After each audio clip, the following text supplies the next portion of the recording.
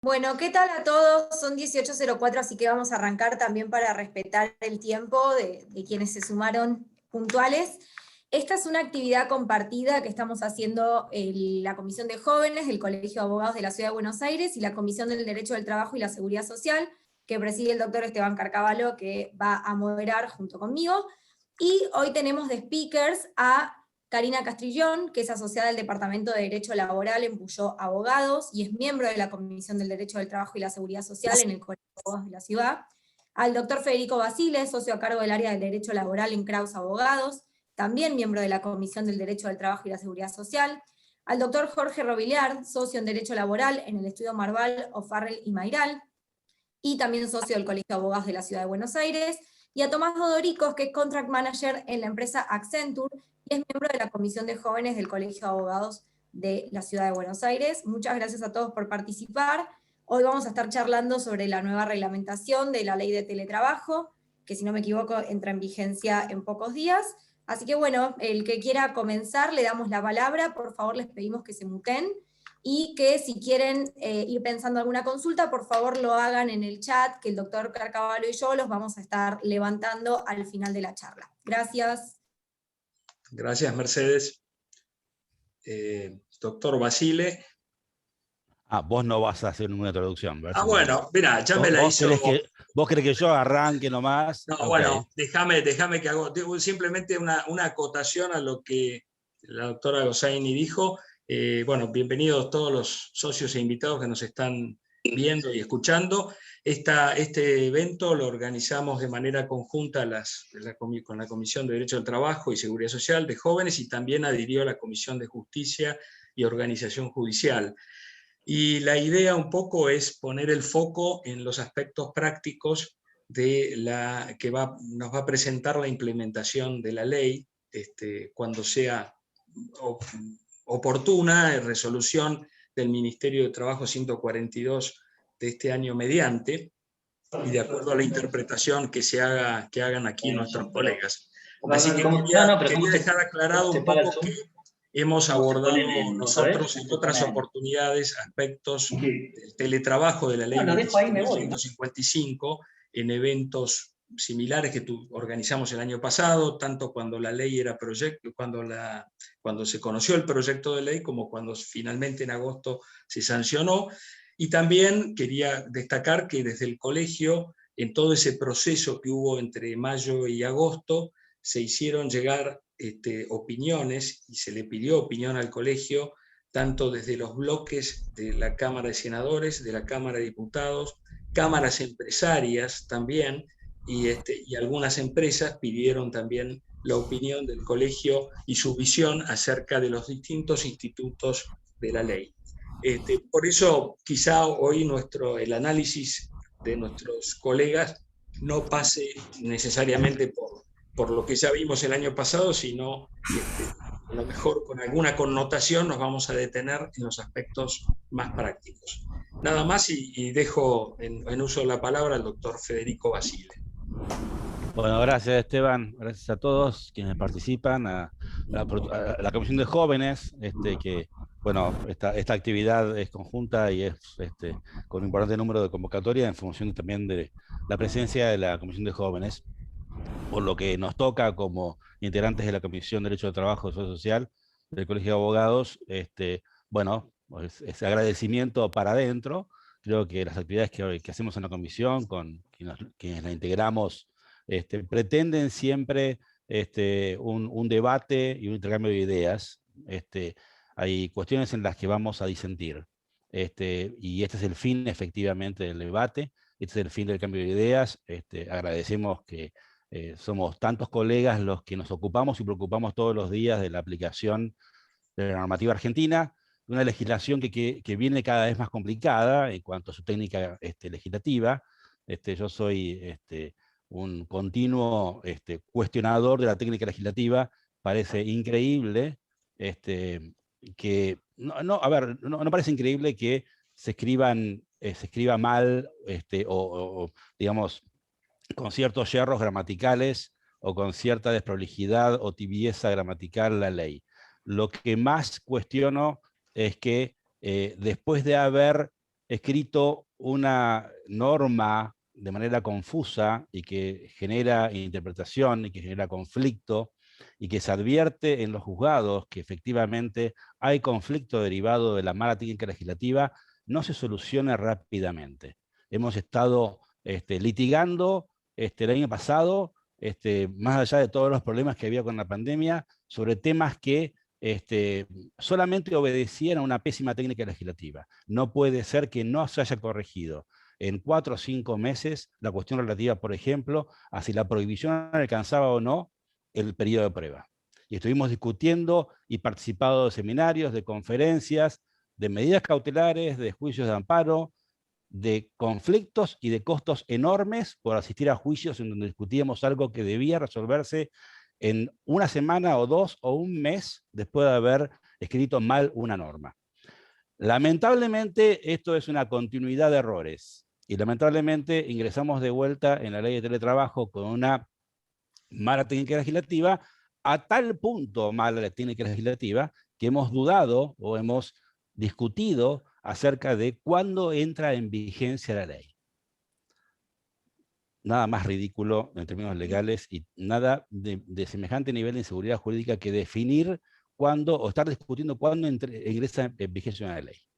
Todas las apreciaciones o análisis que se hicieron respecto de una posición o una interpretación y otra son válidas. Nadie puede sostener que tiene la razón definida sobre una interpretación. A veces los otros abogados que jamás deberíamos comportarnos como exégetas de la ley, tratamos de decir lo que aquel que escribió la ley quiso decir. Y es complicado porque quien tiene esa función es el juez. Entonces es tremendo tener que estar definiendo cuestiones que hacen a una exigible seguridad jurídica y cuestiones tales como, insisto, la vigencia de la ley. Si tenemos que ingresar, ingresamos porque tenemos poco tiempo cada uno para dejar lugar al debate, es la cuestión relativa a si la ley entra en vigencia el 1 de abril o no entrará en vigencia el 1 de abril, en función del fundamento de la voluntariedad que establece la ley la ley de teletrabajo. Quienes sostienen que la ley no ingresa en vigencia lo hacen con criterio razonable, en sentido de que no puede entrar en vigencia una estructura normativa que depende para su ejecución de una voluntad. A mí me parece que ese aspecto de la ley no define la vigencia. Ese aspecto de la ley lo que define nada más es una condición contractual que se incorpora o no incorpora al contrato de trabajo. Yo personalmente, y esto no es una interpretación de la Comisión de Derecho del Trabajo del Colegio de Abogados, personalmente sostengo que, y lo estuve el primer día, que la ley entra en vigencia el 1 de abril. Y la ley entra en vigencia el 1 de abril con todas sus normas, obligaciones y derechos, tal como están escritas, aquellas normas que no han sido reglamentadas, no es que no entren en vigencia, no se aplican por imposibilidad o por ausencia de procedimiento específico, pero efectivamente la ley con sus obligaciones y derechos empieza su vigencia el 1 de abril porque no hay nada que lo contradiga. Este artículo 7 de voluntariedad o la resolución 142 de ninguna forma define que existe un marco de interpretación tal como para pensar que respecto de ciertos grupos o respecto de cierta calidad o categoría de trabajador, esta ley no entra en vigencia. La ley entra en vigencia en mi criterio para todo el mundo. Todo aquel que hace teletrabajo de manera por fuerza mayor, porque hoy en día es en función de la fuerza mayor, la gente que hace teletrabajo, en distinción de quienes hacen tareas presenciales, todo aquel que desarrolla un trabajo remoto en su domicilio o en el lugar que acuerde con su empleador, mediante la utilización de la tecnología de la comunicación y las comunicaciones, tecnológicas y de comunicaciones, es un teletrabajador bajo los términos de la ley. Y por tal motivo, el empleador debe cumplir las obligaciones que la ley establece respecto de ese trabajador. Ahora bien, ¿es una mecánica o esquema definitivo para el trabajador? No, ni para el trabajador ni para el empleador. Esto no define o no se convierte por aplicación de la ley o por inicio de vigencia de la ley en una condición contractual permanente. Esta es la única diferencia. Entonces, hay vigencia de la ley, lo que no hay es condición incorporada al contrato de trabajo, lo cual es una diferencia sustancial. Esto quiere decir, ni más ni menos, que el empleador en cualquier momento en que pueda desarrollar su actividad presencial, puede decirle a ese trabajador que siguió trabajando en teletrabajo bajo el imperio de la ley, volvé a tu puesto original. Y el empleado, viceversa, puede decirle al empleador, señor, yo ya puedo volver a trabajar en presencialidad, así que esta situación de teletrabajo generado en función de la pandemia y de la fuerza mayor que me impedía volver a trabajar, se terminó, ya puedo hacerlo, así que no podés plantear, empleador, que esto se incorporó al contrato de trabajo como una condición definitiva. Esta es la única cuestión. Y con esto doy paso a un tema siguiente. Gracias, Federico. No sé, Karina, vos tenías... Dejamos las preguntas que puedan haber para después de escuchar a los 4 speakers y ahí largamos con eso. Karina Castrillón.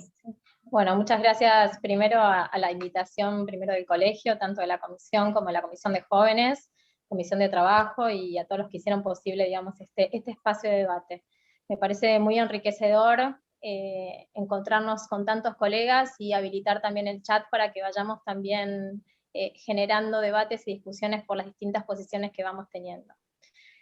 A ver, un poco para arrancar y tratando de hacer un poco de mínima historia, tiene que ver, no quiero dejar de plantear un poco todo el tema de los avances tecnológicos y todas las modificaciones que venimos teniendo a través de los años y de los últimos avances en lo que tiene que ver adaptarse a la fuerza de trabajo o a las distintas modalidades que se nos vienen imponiendo.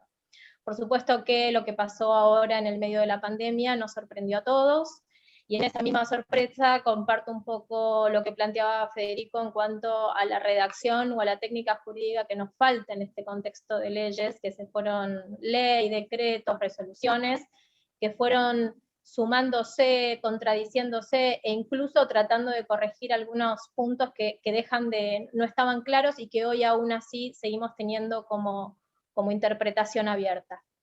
Avanzando un poco con esto, intento también decir que coincido en la idea de que no hay lugar a dudas de la entrada en vigencia de la ley a partir del 1 de abril, y también creo de algún modo que la resolución 142 vino de alguna manera a tratar de dar un poco de claridad a algún planteo empresario que se estaba haciendo con bastante fuerza, que tenía que ver con considerar que la ley de teletrabajo había surgido, digamos, en un momento o en un contexto inapropiado. Se viene a establecer una ley con determinadas condiciones cuando existen situaciones de extraordinariedad que no hacen la plena aplicación de la ley. Y casualmente esa plena aplicación de la ley se ve restringida por, valga la redundancia, restricciones o limitaciones que tienen que ver con cuestiones de aforo, con cuestiones de servicio público, de imposibilidad de acceso al servicio público, y con también la limitación que tiene a la presencialidad de todos los trabajadores. De esta manera también, acá me dejo la pregunta abierta para que también la debatamos, y voy a tratar de un poco meterme en los distintos artículos de la ley, pero no sin antes decir que si bien la vigencia de la ley es clara el 1 de abril, no deja de ser una situación confusa un poco la resolución del 142, que de alguna manera deja en claro que el teletrabajo no voluntario no se puede entender o no puede entenderse de plena aplicación de la ley. De alguna manera, creo que acá voy a tomar algunas palabras del ministro de Trabajo, que dijo en su momento que lo que trataba de hacer esta resolución decía que deja en claro que no se consolida la situación de teletrabajo en este contexto, que no se trata de un derecho adquirido. No deja de alguna manera, lo que pasa el 1 de abril no genera una conversión automática del modelo contractual. Ahora, esto no hace, por supuesto, que existan otros artículos de la ley, o unos cuantos artículos de la ley que sean de aplicación en estos trabajos remotos, pero que todas las personas que están trabajando remotos no generan una automática conversión a una nueva modalidad contractual. Por supuesto que van a aplicar todo lo que tenga que ver con la jornada, con el derecho de desconexión digital, con las tareas de cuidado. Y acá también me meto un poco en lo que tiene que ver jornada, porque fijémonos también un poco en la técnica jurídica que se trató de modificar. En la ley se plantea por un lado que se va a seguir respetando la jornada legal y convencional, pero por el otro lado dice que se impide la conexión fuera de la misma. Y si bien este artículo 4 no fue parte de la reglamentación, con lo cual se dejó sin reglamentar, en el artículo 5 de la reglamentación, que coincide con el 5 de la ley y que nos mete un poco en el derecho de desconexión, de alguna manera desactiva o desarticula ese único párrafo que quedó en el artículo 4, porque en la desconexión digital sí se deja admitida la remisión de comunicaciones fuera de la jornada. Por supuesto que no se puede obligar al trabajador a que preste, a que conteste, digamos, todas esas comunicaciones, como tampoco se pueden generar incentivos. Pero también queda en claro que se puede trabajar horas extras fuera de la jornada, fuera, digamos, de la jornada laboral, aquellas personas que estén teletrabajando. De la misma manera van a aplicar las tareas de cuidado, y de la misma manera esas tareas de cuidado se van a pautar en los mismos términos de la reglamentación. Se va a tener que avisar el principio, el fin, quizás también se va a tener que generar una comunicación escrita. Pero quiero levantar un tema no menor, que tiene que ver un poco también con la voluntariedad que hablábamos hace un rato, y que se hace mucho hincapié que para que se modifique la modalidad contractual, la voluntariedad tiene que estar por escrito. Fijémonos también que cuando se habla de jornada laboral, también se habla de jornada escrita. Entonces también un poco en este aspecto de debate, yo trato de hacer mucho hincapié en lo que tiene que ver con las comunicaciones durante este periodo con los trabajadores, entre empleadores y trabajadores, con todas las notificaciones, donde queden claras aquellas condiciones que se establezcan para el trabajo en el domicilio o el trabajo remoto mientras duren estas restricciones. ¿Por qué? Porque acá nos vamos a meter en un nuevo sistema de interpretación, y trayendo un poco lo que hablaban recién, también digo, ¿de qué manera nos ponemos ahora a evaluar si esa decisión de teletrabajar es una decisión en conjunta de trabajador y empleador, si es una decisión del empleador o es una decisión del trabajador que está permitida con el trabajador sin que esté escrita? Yo creo que ese va a ser uno de los grandes desafíos en los cuales nos vamos a tener que nosotros empezar a transitar en la nueva jurisprudencia que tengamos sobre estos puntos. Creo que uno de los grandes desafíos que tenemos es tratar de interpretar esta nueva modalidad contractual y este trabajo remoto que vamos a tener durante una situación extraordinaria, y de qué manera se va entendiendo la voluntariedad. Si la voluntariedad se va a entender o no con el paso del tiempo, o como bien dice la resolución 142, la voluntad tiene que ser expresa. Yo soy partidaria de esta segunda línea, donde la voluntariedad tiene que ser expresa. Por eso trato de hacer mucho hincapié en las comunicaciones, en las notificaciones, en las políticas internas, en las definiciones donde ambas partes del contrato laboral tengan claras las condiciones. Esas condiciones que sean temporales o que sean definitivas. En este punto también quiero hacer una división entre aquellos teletrabajadores que eran teletrabajadores con anterioridad a la ley, de aquellos que a partir, digamos, de la ley pasaron a ser teletrabajadores, porque hay mucha gente que quizás su condición sigue siendo la misma, y quizás pudieron haber tenido pueden hoy tener situaciones de teletrabajo que ya estén definidas hacia el futuro. Entonces, también en esto quiero ser clara, porque si hoy existe un contrato donde ambas partes, sobre todo el trabajador, expone su voluntad de teletrabajar, en este caso sí va a ser de plena aplicación todos los artículos de la ley, incluida la reversibilidad. Por eso, insisto una vez más en las comunicaciones que tienen que existir y trabajar mucho sobre las distintas interpretaciones de la voluntariedad. Creo que hacia ahí caminamos, y creo que también caminamos hacia otros también artículos que van a hacer o que van a tener influencia sobre estas contrataciones excepcionales durante este tiempo distinto. Y acá también abro un poco el juego también para pasarle a Jorge el análisis de las sumas no remunerativas, que no tengo duda también serán de plena aplicación como compensación de gasto y los elementos de trabajo a cargo del empleador. Gracias a todos. Gracias, Karina. Jorge. Sí, ¿qué tal? Buenas tardes. Gracias por la invitación al Colegio de Abogados de la Ciudad, a ambas comisiones, a la de Jóvenes y a la de Derecho del Trabajo.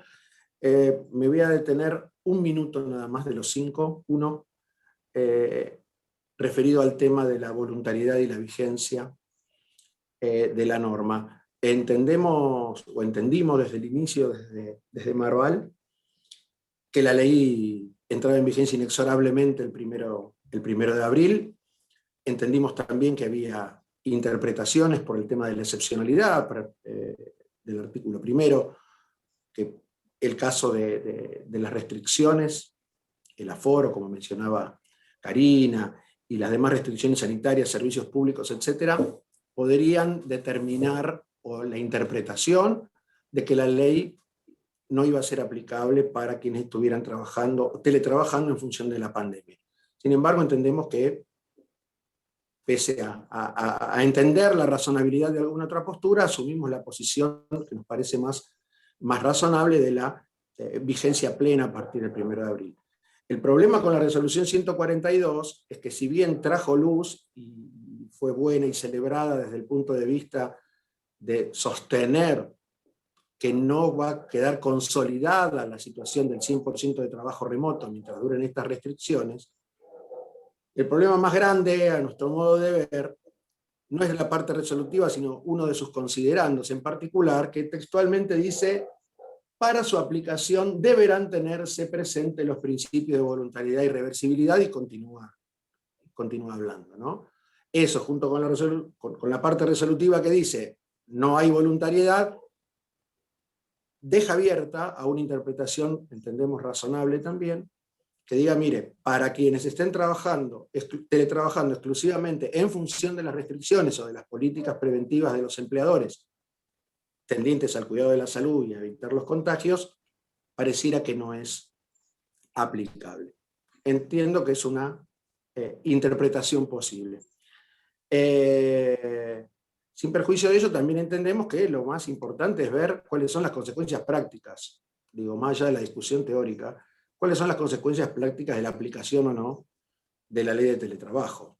Más allá de nuestras discusiones y nuestros debates, que son tan importantes y que nos enriquecen, cuando uno va a las consecuencias prácticas, y entrando en el tema que me pasó Karina recién, respecto de, por ejemplo, el reintegro de gastos o la compensación de gastos, el régimen de teletrabajo nos da la posibilidad de no tener que aplicar el 106 de la Ley de Contrato de Trabajo y otros principios, porque la reglamentación nos habilita a que se pueda reintegrar este gasto o compensar estos gastos sin la emisión de comprobantes, o sea, sin el respaldo de comprobantes, por lo cual, más allá de que está en el decreto reglamentario y no en la ley, que hubiera sido lo óptimo, pero sin perjuicio de ello nos habilita a que esos gastos no necesiten de un respaldo documental preciso, que sería algo conveniente desde el punto de vista práctico, ¿no? Poder incluso pagarlo o registrarlo en el recibo de sueldo sin temor a que pueda considerarse una remuneración. Entendemos que, en cuanto a la definición de que una compensación de gastos no es remunerativa, me parece que la ley es sobreabundante y la reglamentación en eso. Igual, debido a la experiencia que tenemos con nuestros jueces laborales y sus interpretaciones y la aplicación de las normas, de algún modo nos da algo de tranquilidad, pero técnicamente pareciera que jamás puede considerarse remuneración a una compensación de un gasto efectivamente realizado en función del trabajo. Y esto por los principios generales del derecho del trabajo y de nuestra LST. Sinceramente no tendría mucho sentido decirlo. Lo mismo que la entrega de elementos de trabajo. ¿A quién se le puede ocurrir que entregar una computadora o un escritorio puede llegar a ser remuneración, ¿no? O puede llegar a ser considerado como ganancias a los efectos tributarios? Pareciera que no tiene demasiado sentido. Sin embargo, bueno, está en la ley, celebramos que esté para evitar interpretaciones extrañas que pueden realizarse. Y bueno, estos temas igual, en particular la compensación de gastos, la normativa la remite a la discusión paritaria, ¿no? A la intervención de los sindicatos y demás. Lo que hemos recibido muchísimas consultas respecto de un gran universo, un inmenso universo de trabajadores que lo hacen en forma remota, de teletrabajadores a partir del 1 de abril, referido a que no están alcanzados por ningún convenio colectivo. Por lo cual, entendemos razonable que hasta que no exista algún parámetro objetivo proveniente de algún convenio colectivo en particular, la referencia que podemos tomar es algún tipo de gasto hipotético que el empleador debería abonar para compensar estos gastos, siendo que hay dos límites que no deberíamos flanquear, que es, por un lado, pagar de menos, por otro, pagar de más. Cuando uno compense de menos, nos encontramos frente a la posibilidad o a la contingencia de un reclamo de algún trabajador, decir, gasté más, me pagaste de menos, que no sería más que una deuda, ¿sí? Un crédito laboral. El otro riesgo es compensar de más. Al compensar de más, el riesgo es mayor y la contingencia ya es no solo frente al trabajador, sino frente a la AFIP. Si estoy pagando de más un gasto, estoy remunerando en forma no registrada. O podría considerarse como tal, e incluso desde el punto de vista del derecho individual, el propio trabajador podría decir, tengo parte de mi remuneración no registrada. Por lo cual hay que ser muy cauto en esto. Los empleadores tendrán que arbitrar los medios para utilizar algún parámetro objetivo para hacer esta cuenta, y esperar también, ¿no? Esperar a ver cómo se va desarrollando, sobre todo en la discusión paritaria, en los distintos convenios colectivos de trabajo que vayan abordando este tema. No esperábamos que hubiera algo listo para el 1 de abril, evidentemente no sucedió, ninguno lo definió hasta el momento. Bueno, veremos cómo va a andar el tema de aquí en más. Creo que no quiero usar más tiempo porque hay 80.000 temas más, nos quedamos con menos de la mitad de la ley vista, pero les devuelvo la palabra. Muchas gracias, Jorge. Muchas gracias, Jorge. Y a través de Tomás Dodorico vamos a conocer desde la posición que ocupa en Accenture Argentina un poco la visión que se viene teniendo del teletrabajo, cómo se lo quiere implementar en lo inmediato y qué proyecciones se tiene a futuro del teletrabajo, tanto localmente como a nivel internacional, dentro de lo que es esa organización multinacional. Tomás, adelante. Perfecto. Esteban, muchas gracias, antes que nada, por la invitación.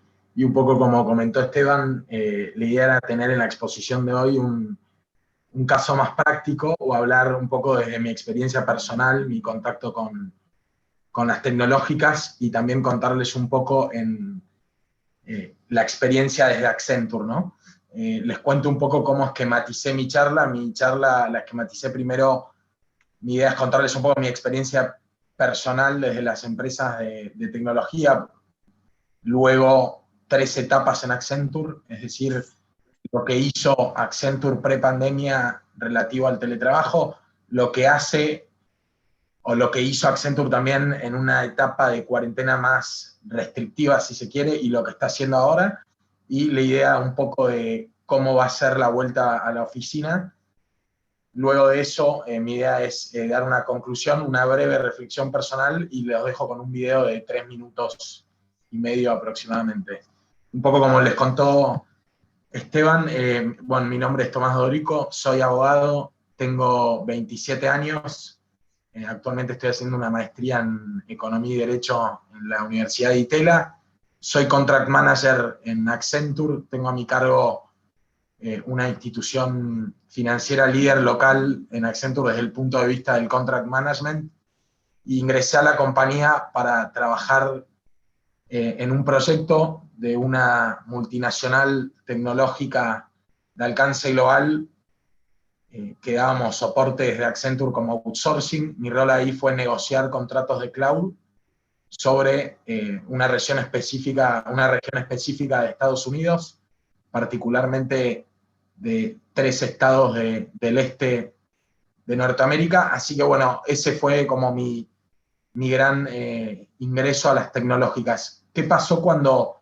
ingresé a las tecnológicas? Bueno, me topé con que la modalidad del teletrabajo sin dudas no fue algo que vino por la pandemia, sino que es algo previo a la pandemia y hace un poco al paradigma que tienen estas compañías de reinvertirse y de ser, por decirlo de alguna forma, leading cases en temas de innovación y de cambio en nuestra forma de trabajar, de relacionarnos y eventualmente de vivir, ¿no? Así que esto me da pie para comentarles un poco qué hacía Accenture ya pre-pandemia.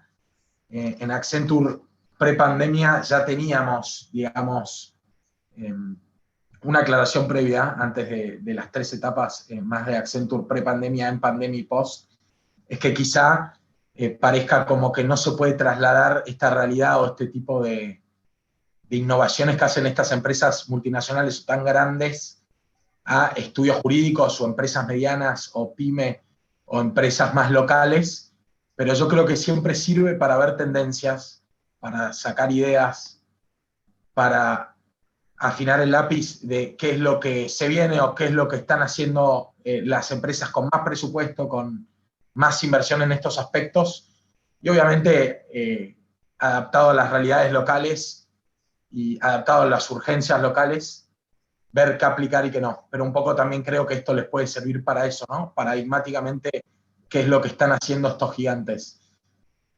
En Accenture, de forma previa a la pandemia, ya teníamos instaurado el beneficio del home office. ¿Cómo funcionaba esto? A los 6 meses de haber ingresado a la compañía, se tenía la posibilidad de tener un home office. Al año de haber ingresado a la compañía, se tenía la posibilidad de tener un segundo home office. En algunos sectores de la compañía, pasado el año y medio, también existía la posibilidad de tener hasta un tercer home office.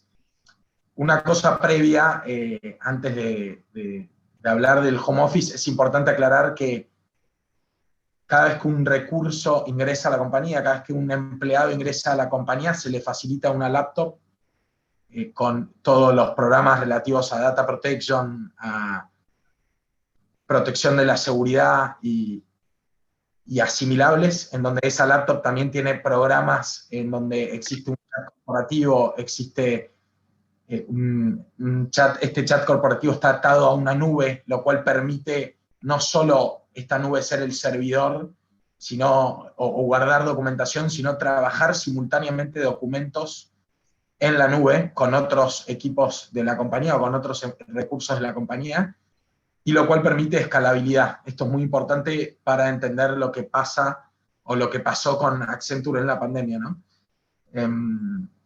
Para que tengan una idea de lo que estamos hablando, en este chat corporativo a nivel local nos encontramos las 10.000 personas que aproximadamente forman parte del equipo de Accenture Argentina, y también están en este chat corporativo, en esta nube, en este server, las 600.000 o casi 600.000 personas que integran el equipo de Accenture Global.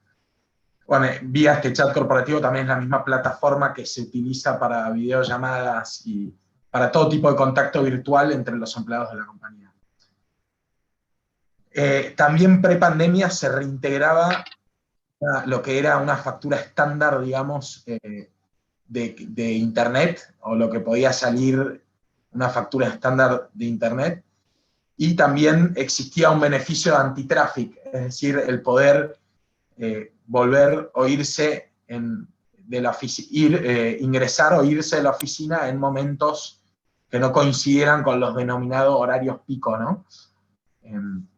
Me parece muy bueno destacar que tanto la provisión de los equipos como el reintegro de ciertos gastos hoy están receptados en la ley de teletrabajo, como dijeron los speakers antes, artículos 9 y 10, así que esto me parece bueno destacarlo.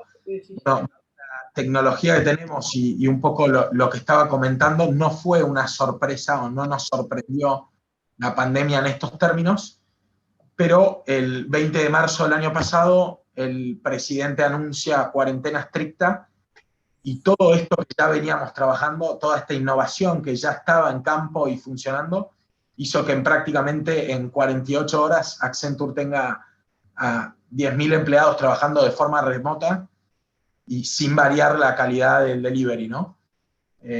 Lo cual es es una hazaña y es posible gracias a la tecnología en la que nos apoyábamos. Esta tecnología en la nube lo que da es esta escalabilidad.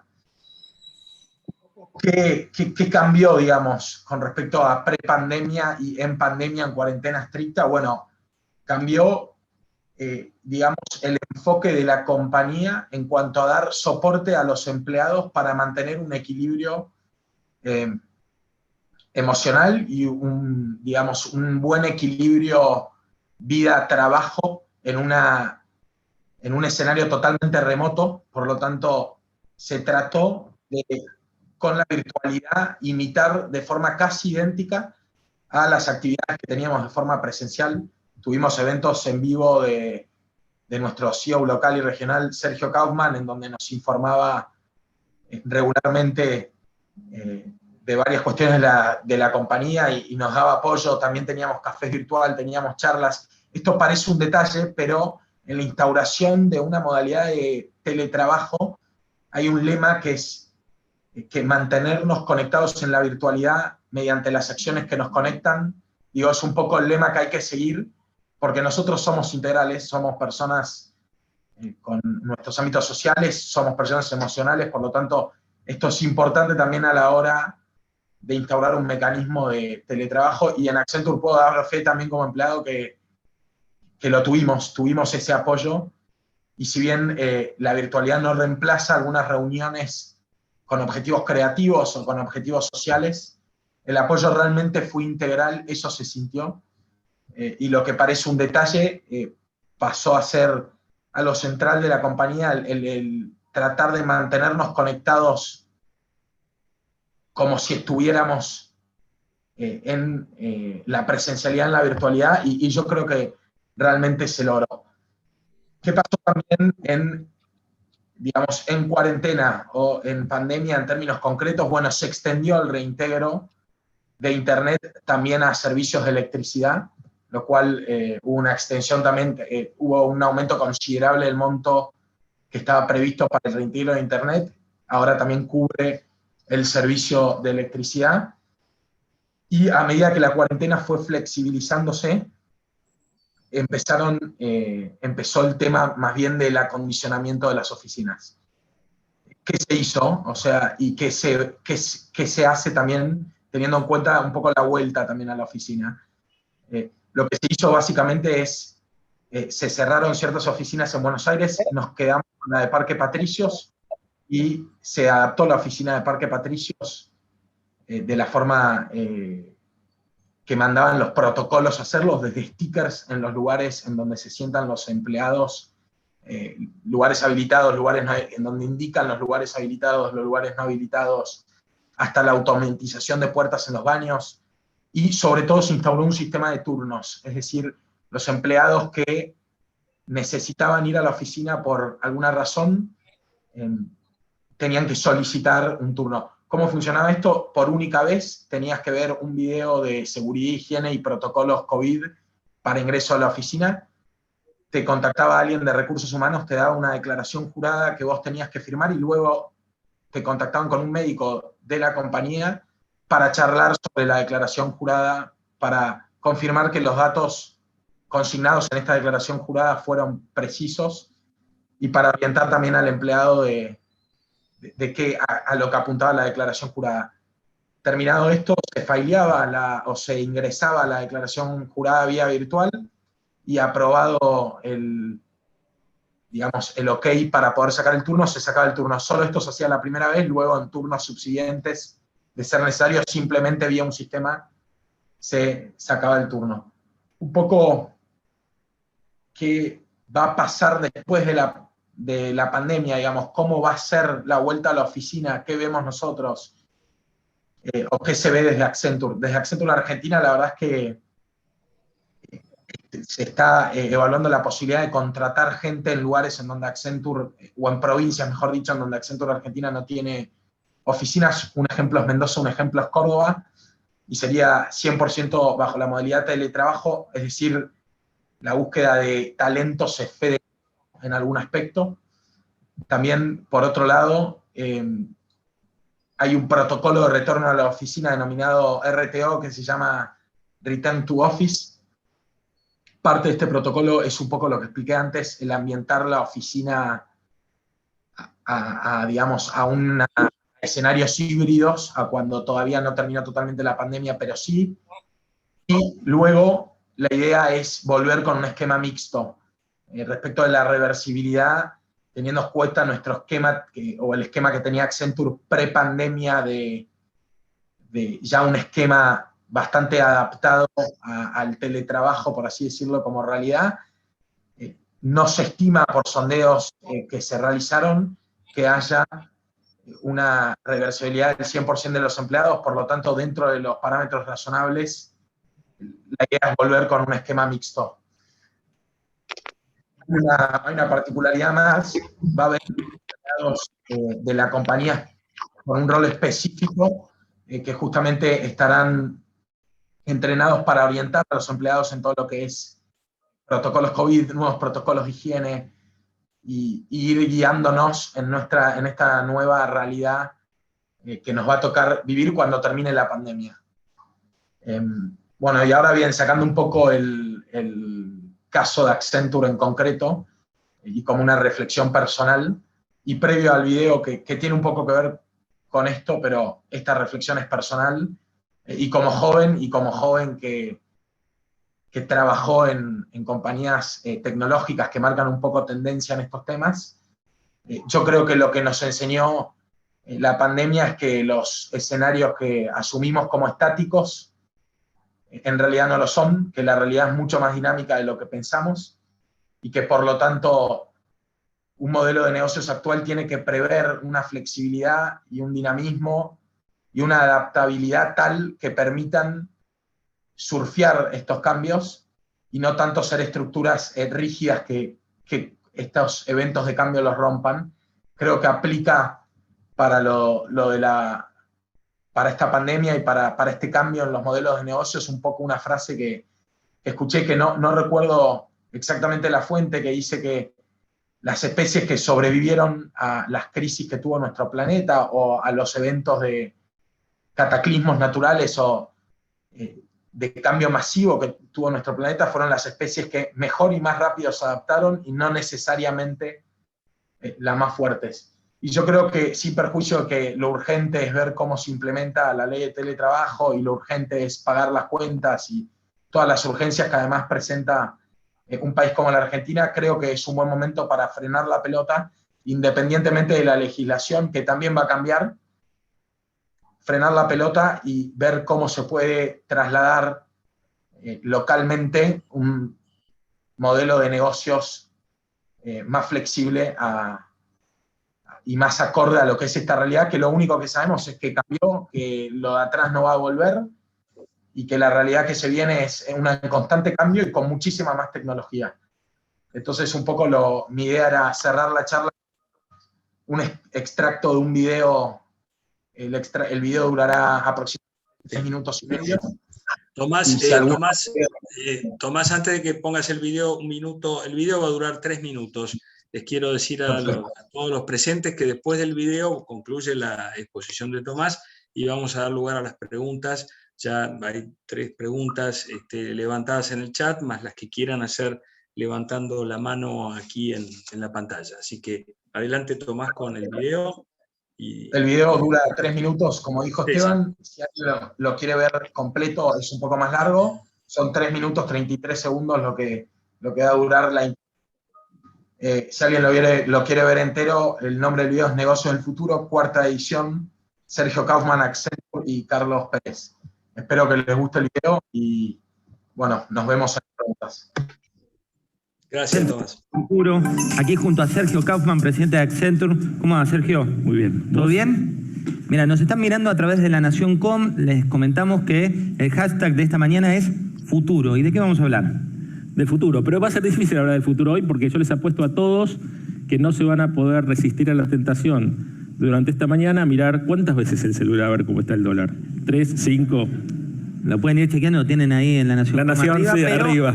Esperen un poquito del presente y después nos metemos en lo que viene. Y el punto es, no solo creo que tienen que resistirse a la tentación, porque hay que hablar del futuro, sino que lo único importante es hablar de eso. Si nosotros estamos con la tentación de mirar el precio del dólar como ningún país del mundo 3 veces durante la mañana, lo único que les garantizo es que dentro de 3 años van a seguir mirando el dólar todas las mañanas, porque la única manera es transformar. Y ahí quería contar una historia para alargar que está popularizada en una serie de Netflix, pero yo la había leído antes. Es el filósofo Zen que llevaba a sus alumnos a caminar por los caminos milenarios de China, esto hace 2000 años. Iba con su discípulo caminando y pasa por una casa muy pobre. Cualquier analogía con un país es... Sí, ojalá no tantas analogías. Que la gente no tenía para comer, que el techo se caía, que lo único que tenían era una cabra. ¿Sí? Vivían de la leche de la cabra, toda la familia.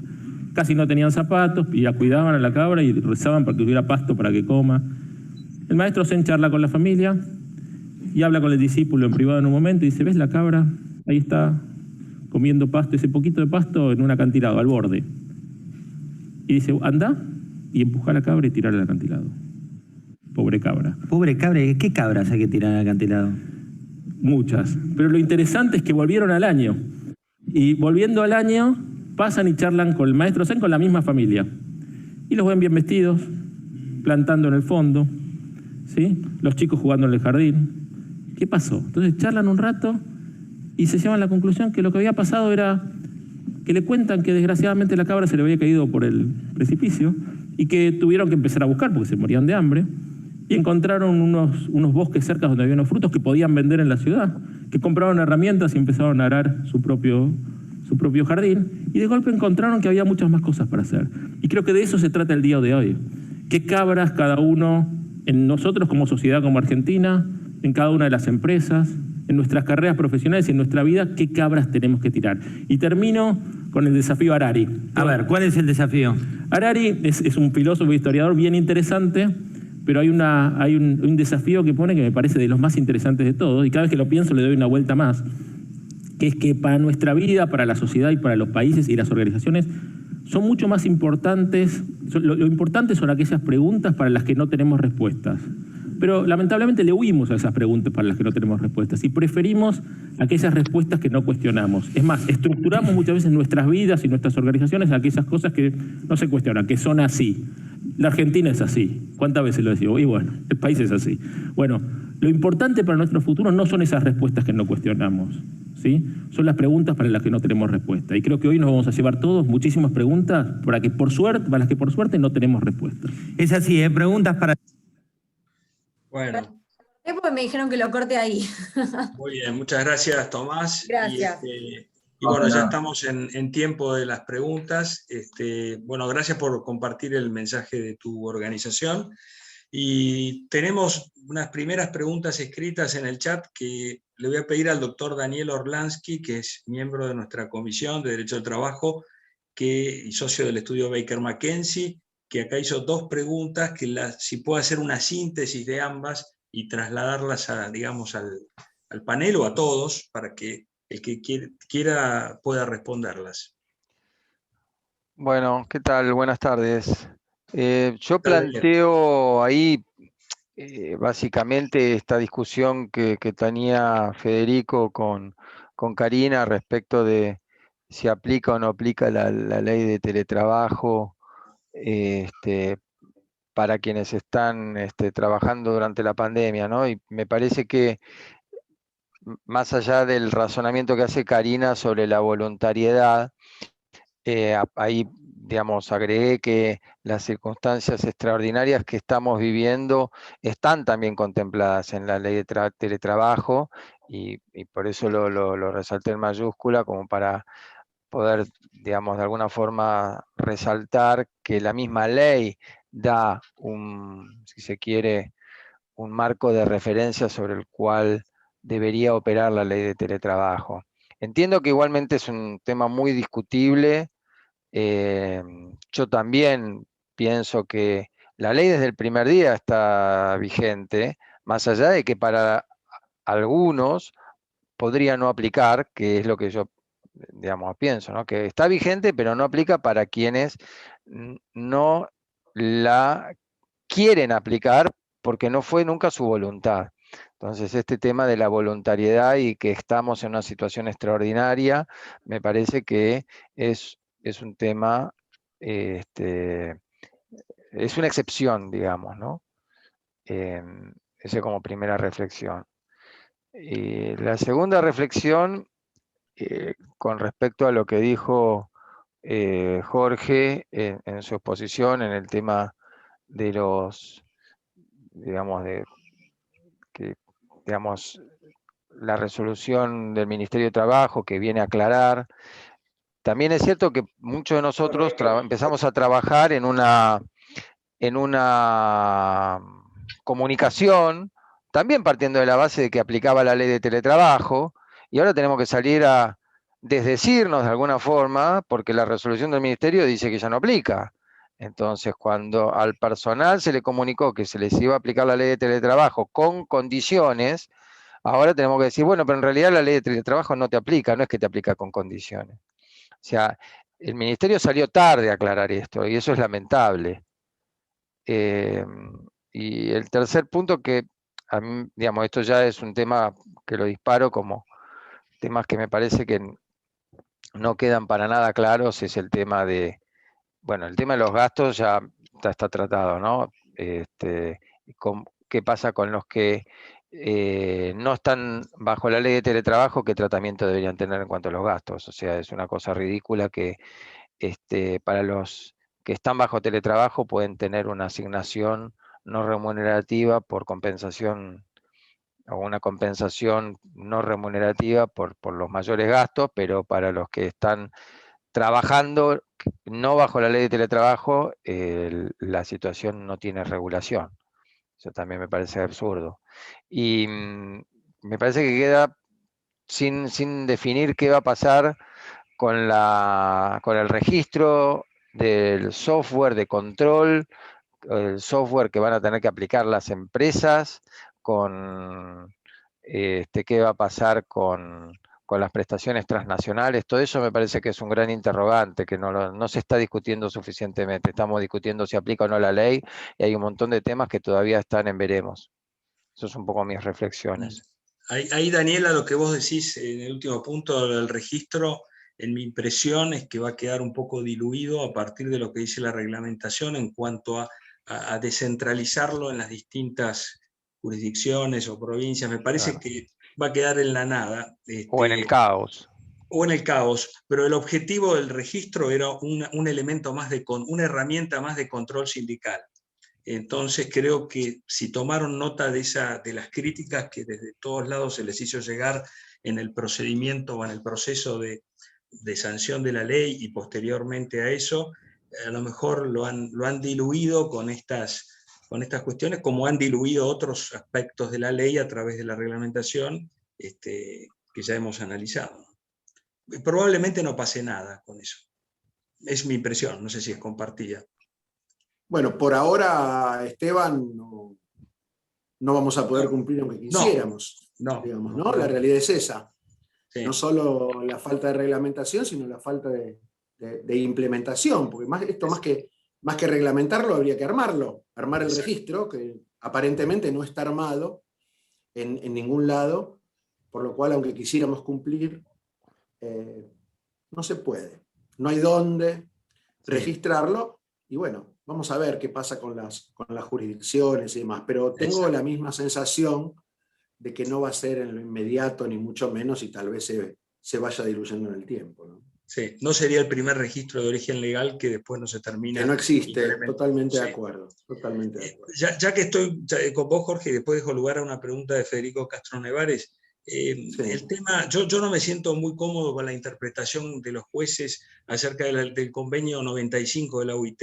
O sea, no creo que por el hecho de que la reglamentación diga que la computadora y la silla ergonómica y todo lo demás, eso no es salario, y yo no lo veo. Y por lo que decía Daniel recién, y respecto del que no es teletrabajador y también le das una notebook de escritorio para trabajo presencial, no solamente lo vas a discriminar, sino que además le vas a dar un tratamiento distinto. A mí no me preocupa tanto el tema de las herramientas de trabajo, sino de que a uno le estás dando una suma de dinero para cubrir Además, determinados gastos, ¿no? O sí, sea, ese es el sí. tema del reembolso de gastos, no tanto También. las herramientas de trabajo. Me parece que ¿viste? Y esos gastos, como los pagás por recibo, no los pagás por recibo. Sí. O sea, esos son los Mira, temas. yo creo que a ver, esto, la técnica legislativa, vuelvo al inicio del comentario de Federico, ¿no? Que empezó diciendo, esto es una porquería, o más o menos, no quiero poner palabras extrañas,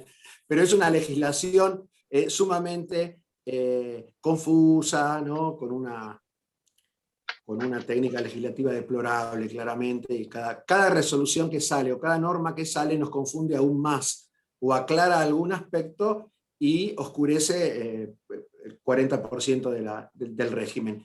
De todas maneras, Daniel, yo creo que la compensación de un gasto efectuado en función del trabajo, al igual que la entrega de elementos de trabajo, digo, es perfectamente, o podemos extrapolar, los principios generales de la ley. A nadie se le ocurre que el escritorio o la compu que tenés en la oficina es remuneración encubierta.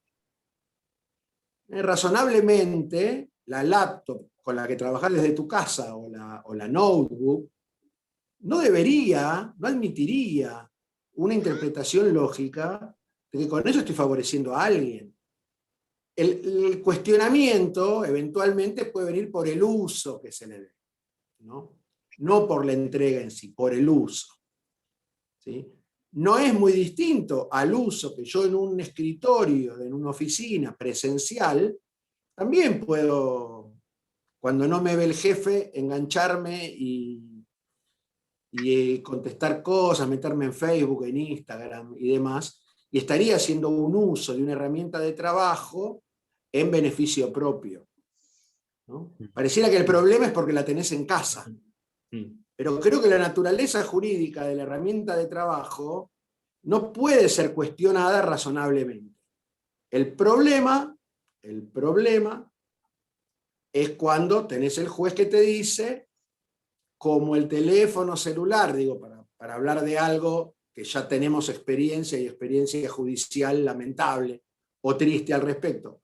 Cuando no tenés limitaciones o cuando no te corta el teléfono celular el fin de semana o cuando te vas de vacaciones o tenés un uso ilimitado, al menos en la proporción que se usa en forma ilimitada, va a ser considerado remuneración encubierta. Yo creo que lamentablemente, independientemente de la legislación, la cabeza de nuestros magistrados laborales no va a cambiar por esta norma, por lo cual van a seguir interpretando más o menos como lo hacen ahora. Es futurología pura, les pido disculpas, pero todavía no empezó a entrar en vigencia, faltan dos días. Pero imaginando con los antecedentes que tenemos, cualquier cosa puede suceder. Pero independientemente de que la ley nueva lo diga o no lo diga, eso es lo que yo quise mencionar antes. Hoy, cualquier empleado le puede reclamar a su empleador, compensarme los mayores gastos que tengo por trabajar en casa, porque son gastos vinculados al trabajo. Y eso lo prevé la LST. Sí. ¿No? Digo, acá están poniendo negro sobre blanco cuestiones que surgen o que surgieron más patentes con el tema del trabajo remoto. Pero no cuestiones que eran ajenas a la realidad que teníamos antes. Es nada más que la ubicación de las cosas. A nadie se le ocurriría lo de la silla si te la dan en la oficina.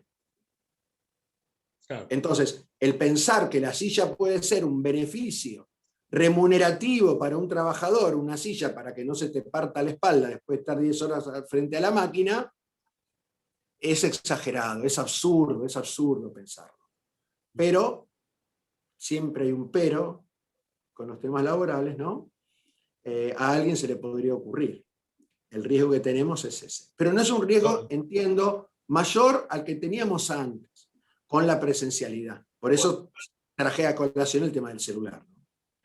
Yo suscribo, si me dejas un segundo, lo que dice Jorge respecto de, a ver, yo soy crítico respecto de lo que es la gramática legislativa, pero la ley tampoco puede hacerse cargo de los disparates de los jueces muchas veces, ¿no? Por supuesto, por supuesto. La ley puede ser, ¿no? La ley, en algunos, a ver, yo, respecto de lo que es la ley de teletrabajo, no tengo grandes, definitivos cuestionamientos que la hagan no merecedora de considerar que hay, digamos, alguna sustancia o que hay algunas cuantas materias que están bien reguladas.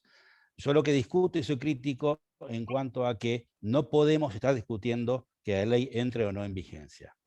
Y si efectivamente hay una discusión, esa discusión debe ser zanjada a través de una resolución o a través de algo que diga, señores, no discutan más, la ley entra en vigencia. Tuvimos, sí, ayer o antes de ayer, las palabras del ministro, que tal vez no sea suficiente. Pero a ver, también hagamos nosotros mea culpa, porque, a ver, quien ha discutido si la ley entra en vigencia o no, somos nosotros los abogados. Cuando le preguntaron al ministro si la ley entra en vigencia o no, el ministro dijo, absolutamente la ley entra en vigencia el 1 de abril. La ley inicialmente dijo claramente, no es alguna disquisición de ASPO, no ASPO, en alguna jurisdicción o en todas, estábamos todos más o menos de acuerdo que entraba a los 90 días de la terminación del ASPO a nivel, dijimos, uniformemente en todo el país. Eso ocurrió el 19 de diciembre con el decreto 1033. Entonces, en ese momento, creo que pocos dudábamos de que la ley entrara en vigencia el 22 de marzo. Después la reglamentación, la 2120, dijo, bueno, el Ministerio de Trabajo va a decir cuándo empieza a contarse los 90 días, y ahí empezamos a discutir si el Ministerio de Trabajo iba a aplicar los 90 días a partir del 22 de marzo, o iba a aplicar los 90 días a partir del momento que dictara la resolución. Finalmente el Ministerio de Trabajo dijo, mirá, la ley entra en vigencia de acuerdo a 90 días después del ASPO, con lo que me da 22, pero por una cuestión de mensualidad, yo no sé cuánto ingresamos a la ley, a la vigencia de la ley el 1 de abril. Entonces, no hay duda de que la ley empieza su vigencia el 1 de abril. Es mi interpretación. Después, por supuesto, que la télesis, y como habla Dani del tema de la excepcionalidad, a mí me parece que el artículo primero habla de otra cosa, no hablo del supuesto de la excepcionalidad. La excepcionalidad es para el trabajador que está en teletrabajo y en esquema de teletrabajo. Pero guarda con lo que nosotros estamos debatiendo, con lo que nosotros generamos las dudas. Ahí quiero sumar. Federico, esto hace a lo que vos explicabas al principio, que comparto, que es la defectuosa técnica legislativa, y yo agregaría los textos oscuros. Es decir, porque acá el Poder Ejecutivo debió haber suspendido con ese término la entrada en vigencia de la ley, pero no a través de una resolución del Ministerio de Trabajo, que sería inconstitucional, sino a través de un DNU. Lo que pasa es que Perfecto, yo no entro a pensar si está bien o no aplicar la ley. Para mí no debió haberse siquiera llevado a debate parlamentario en el medio de una pandemia, una ley de teletrabajo. Eso es la crítica que le hicimos el año pasado. Ya no estamos en esa situación. Esa situación cambió. Momento. El escenario ya está, ya tenemos una ley. Nunca se puede crear un instituto en medio de una crisis, ni podés en medio de una guerra, podés armar instituciones jurídicas, porque nunca vas a legislar para la emergencia y nunca para la normalidad. Es decir, ese es el gran error. Lo que pasa perdón, ¿no? Acá me parece que hay una disquisición. El nefasto debate legislativo. Pero perdón, acá me parece que cabe una disquisición entre ¿está en vigencia la ley o no? Y a quiénes se aplica. O sea, no cabe duda que está bien, bueno, está bien, pero ahí es un debate. Para mí no cabe ninguna duda. Lo que estamos discutiendo es a quiénes se va a aplicar. O sea, yo no tengo duda alguna en ese sentido. Para mí no hay discusión en ese sentido. Es mi interpretación. Entiendo y sostengo, y me parece el respeto del mundo a quienes piensan diferente.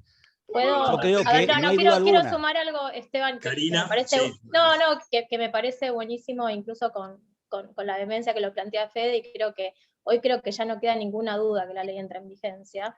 En eso estamos todos más que de acuerdo.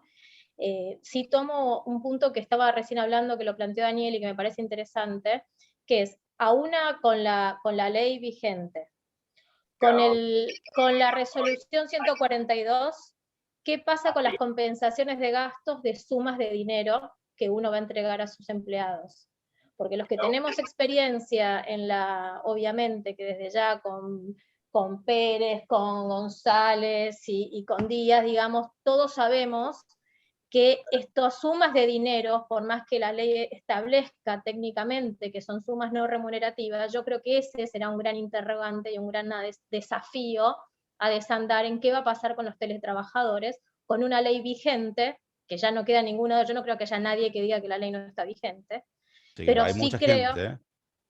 Y la realidad es que no, vigente, digamos, no hay duda, digamos, la ley ya está en vigencia. Yo creo que la discusión pasa en cuanto a si, cómo aplica o cuál es el límite de a quién le aplica en la medida que sea voluntario o no voluntario. Yo las discusiones que veo tienen que ver más por ese lado, que si la ley está vigente o no. La vigencia de la ley yo creo que es indiscutible y que nadie hoy puede, nadie puede cuestionarlo.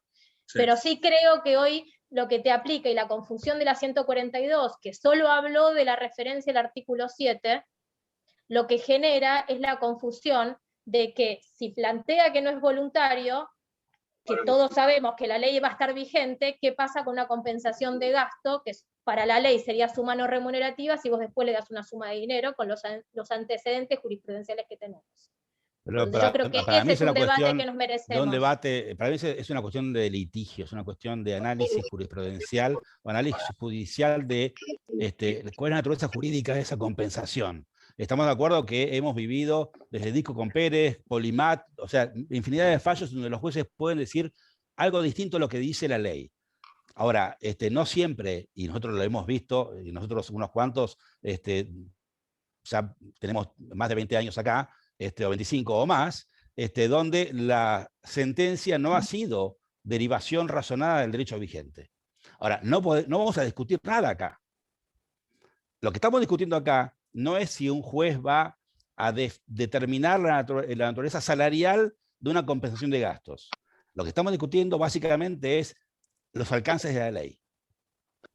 Si después la justicia dice que esa compensación de mayores gastos por haber sido extraordinaria o por haber sido superior a lo que objetivamente correspondía haber pagado a un trabajador determinado, se transforma en remuneración, seremos responsables de lo que dijimos a nuestros clientes. O bien le diremos a nuestros clientes, esto no es derivación razonada del derecho vigente. El derecho vigente. Pero en ese sentido la ley, me parece, hizo lo que pudo. O sea, como decía antes Jorge, fue más allá de lo que la ley debía decir, porque no era necesario decir que era no salarial, para mí. Pero lo dijo, fantástico, aplaudo que lo hayan aclarado. Para peor es no decirlo. Nosotros. Por supuesto, no tampoco se puede decir todo. Tampoco puede una ley empezar a analizar cada lineamiento que cada uno de nosotros podría llegar a pensar en cuanto a los efectos eventuales de una terminología legal. Es inviable, es imposible. Ahora, sí, el tema es no ponernos de acuerdo de la vigencia de la ley, porque yo estoy de acuerdo, vos, Cari, vos decís, sí, la ley entra en vigencia, pero para algunas personas tal vez no debería aplicarse ciertos artículos o no debería entrar en vigencia. Yo, sinceramente, a esta altura me parece increíble que estemos discutiéndolo. No por una cuestión de que tenga razón yo, o Karina, o quien sea, o Dani, o quien sea, por una cuestión de que no puede ser que estemos discutiendo la vigencia de la ley. Porque la ley debería haber aclarado, o una resolución firme, o un decreto, haber aclarado los alcances del inicio de vigencia de la ley. Insisto, para mí está clarísimo, pero es mi apreciación personal. Sí, y la ley es como, volviendo a lo que vos dijiste al principio, la ley dejó muchos claros, como el tema de las no definió el carácter de la compensación y el carácter de los elementos de trabajo que otorgaba, además del tema de la vigencia. Del inicio de la vigencia lo supeditó a un acontecimiento difuso que era la terminación del ASPO, que nadie sabía cómo iba ni cuándo iba a terminar, y que después el propio gobierno lo diluyó y lo transformó en DISPO, pero la ley te hablaba del ASPO. Entonces ya ahí empezábamos con los debates jurídicos. Y apostamos todos a una reglamentación, a que la reglamentación tuerza o direccione lo que la ley no hizo, lo cual a criterio de muchos, cito la opinión de Confalonieri, muy calificada y muy fundada desde el punto de vista constitucional, la reglamentación tal como está es inconstitucional, porque agrega condimentos, agrega premisas a los que sujetar la letra de la ley. Es decir, pretendiendo cubrir esos vacíos. Estamos manejándonos en un terreno bastante difuso. Es parte del mismo cuestionamiento. No podemos estar discutiendo, o discutimos increíblemente, si la rescisión en periodo de prueba es un despido sin causa, es una rescisión bajo los términos de otro artículo. Increíble. Sí. Tuvimos conflictos y juicios de amparo y medidas cautelares, costos enormes para defender si podíamos o no rescindir un vínculo sin causa durante el periodo de prueba. Increíble. Y tardaron 6 meses en resolverlo. Sí. Para después volver atrás al 19 de diciembre y decir que no se aplica la prohibición respecto a todos los contratos iniciados a partir de esa fecha. Increíble. Sí. Perdón, Esteban, vinculado a lo que vos decías sobre la constitucionalidad o no, hay varias opiniones que estuve leyendo, incluso debatiendo con algún colega, vinculadas particularmente al tema reversibilidad, que era uno de los temas que el sector empresarial, que el mundo empresarial le reclamaba al gobierno, que se lo reclamó antes de que se dictara la ley, cuando ya la ley tenía media sanción y las cámaras en las que participamos y demás, que la ley salió la versión más dura, de la parte más dura del Congreso, ¿sí? En este sentido. Y bueno, entendimos que luego el Ministerio de Trabajo, antes de reglamentar, escuchó en parte al menos el reclamo empresarial, pero el tema de este condimento a la reversibilidad, de tener en cuenta el tiempo transcurrido y sumar que la reversibilidad está sujeta a cuestiones objetivas y sobrevinientes, pareciera, en opinión de los más críticos desde el sector trabajador, de defensa de los derechos del trabajador, que es el punto que están más convencidos que es la parte peor, digamos, entre comillas, de este decreto reglamentario que avanza, que ha avanzado inconstitucionalmente sobre los principios de la ley. Pero bueno, veremos que... No, pero las interpretaciones, ¿no? Insisto con el tema de los gastos y las herramientas, porque la ley, la reglamentación le pone un nombre y una característica a algo que la ley no define. Totalmente. Eso ya para muchos, independientemente desde el sector, si son abogados laboralistas, sindicatos o quien sean, a laboralistas, a juristas, la reglamentación se está saliendo de su cauce y está haciendo algo que no debía hacer, puramente, ¿no? Tengo tres preguntas en una de Federico Castro Nevares que le voy a pedir a él que las lea o las recite, porque y algunas de ellas ya han sido contestadas, por eso no quiero dejar. Hola Esteban. Hola Esteban, ¿cómo estás? Sí, ¿cómo estás? Felicitaciones por el evento y saludos a todos, felicitaciones a los oradores y a los organizadores del evento. Para no extenderme, simplemente coincido en un todo con lo que dijo mi tocayo, Fede Basile, absolutamente en todo con lo que dijo, y simplemente yo creo que la ley entra en vigencia el 1 de abril, y creo que estar discutiendo esto, y a quiénes se aplica, que alguien podría decir, pero se aplica a todos los que teletrabajan, a los que empiezan a teletrabajar a partir de ahora, yo creo que se aplica a todos, porque es como decir que las normas de la compraventa no se aplican, la compraventa inmobiliaria no se aplican a los que compran un inmueble. Es decir, si hay alguien que está teletrabajando desde el 20 de marzo del 2020, en una situación excepcional, que por el tiempo se transformó en una situación normal, como ocurre siempre en la Argentina, yo creo que pretender que no se aplica el régimen de teletrabajo a alguien que teletrabajo es un absurdo. Y porque falta la voluntad por escrito, cuando para empezar a teletrabajar tuvo que acordar, como dice la resolución 260 del Ministerio de Trabajo, tuvo que acordar con su empleador la modalidad de teletrabajo para que lo eximía de prestar tareas presenciales. Me parece que es una exigencia, un formalismo absurdo, pretender que se le pida que preste su conformidad por escrito a quien teletrabaja desde el 20 de marzo y decir que no se aplica el régimen de teletrabajo a quien no prestó su conformidad por escrito, sin embargo está teletrabajando desde el 20 de marzo del 2020. Es una opinión personal y coincido en esto con Fede Basile. Gracias a todos. Sí, yo también agrego que hay que permitirle al empleador superar la fuerza mayor y permitirle reorganizar la fuerza de trabajo y sacar del enclaustramiento forzado en la que está toda la fuerza de trabajo y decidir quién se externaliza definitivamente, quién parcialmente y quién no. Y toda esa oportunidad no llegó para el empleador.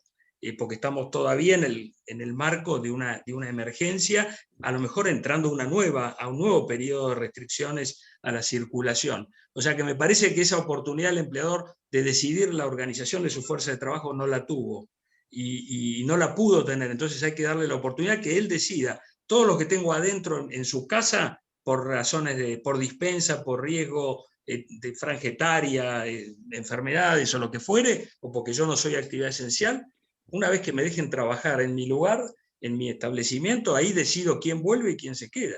Pero yo quiero agregar algo, digamos, con esta confusión, hola, yo quiero agregar algo con esta confusión terminológica, ¿no? O sea, todos teletrabajamos desde el inicio de la pandemia. Ahora, ¿nos rige la ley de teletrabajo por el hecho de que teletrabajamos? Pareciera, o sea, así como lo plantea Federico, pareciera que sí, pero digamos, aplicar la ley implica aplicarla en su conjunto. La ley lo que viene a dar también es más derechos al trabajador. Entonces, de esto estamos hablando. Estamos hablando de la posibilidad de interrumpir la jornada y pretender que unilateralmente el empleado pueda exigir que se le adecue la jornada de trabajo de acuerdo a sus necesidades personales. Eso me parece que es algo que solamente viene impuesto por esta ley, no por el hecho de teletrabajar. Entonces sí, todos teletrabajamos, pero la ley da determinados derechos nuevos que hasta ahora no existían. El derecho a la reversibilidad dentro de un determinado plazo, o sea, la ley da determinados derechos que hasta ahora no estaban tan claros. Entonces, estamos hablando de estas cosas, en qué medida estos mayores derechos que da la ley al trabajador son exigibles. Y si ya están al día de hoy, porque son aplicables por la ley de teletrabajo, ¿cómo vamos a hacer cuando volvamos a la presencialidad? ¿Esa persona que hoy tiene derecho a su adecuación de jornada va a decir que a partir de que es presencial deja de tenerlo? Sí. Volvamos sobre, sí. Por favor, volvamos sobre el concepto inicial, por favor, porque tiene que quedar bien claro cuál es la imposición en ese sentido. El concepto inicial que yo planteo es: la ley entra en vigencia. No hay un derecho adquirido sobre el teletrabajo. ¿Sí? Lo dijo Moroni, no hay derecho adquirido. O sea, lo único que hace la resolución 142 es darle al trabajador la misma reserva que le dimos al empleador a través de la notita esa que armamos, cuando le dijimos: señor, usted sigue el teletrabajo. ¿Sí? Se va a aplicar la ley de teletrabajo, pero no es una condición incorporada al contrato de trabajo, porque la continuidad de trabajo bajo un esquema de teletrabajo es impuesto por las restricciones sanitarias. Nada bien. Más que eso. Mientras dura esta situación de fuerza mayor, mientras dura este teletrabajo, si querés llamarlo transitorio o condicionado a la decisión o voluntad del empleador o del empleado, definidas cuáles son las restricciones sanitarias, terminado eso, voy a poder o no proponer un régimen de teletrabajo.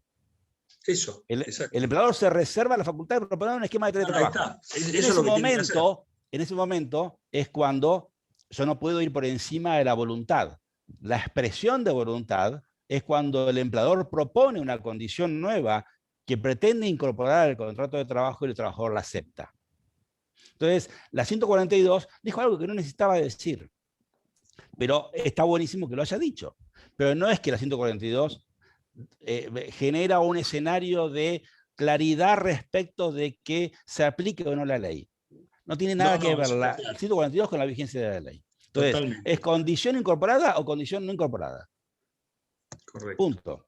Claramente, por lo menos desde mi punto de vista, la eficacia práctica de esta resolución tan debatida no tiene que ver, como decía justamente Federico, con si aplica o no la ley. Claramente, por lo menos desde mi punto de vista, la ley aplica, sino que la eficacia práctica deberíamos verla cuando termine la emergencia sanitaria y cesen las medidas de prevención, en cuyo caso, quien no prestó consentimiento con la modalidad de teletrabajo va a estar legitimado para volver a su posición y el empleador va a estar obligado a darle un lugar físico en el establecimiento a diferencia de quien prestó su conformidad con el teletrabajo, y en cuyo caso, generándose un derecho adquirido, va a tener la potestad de seguir bajo esa modalidad teletrabajando, aún habiendo terminado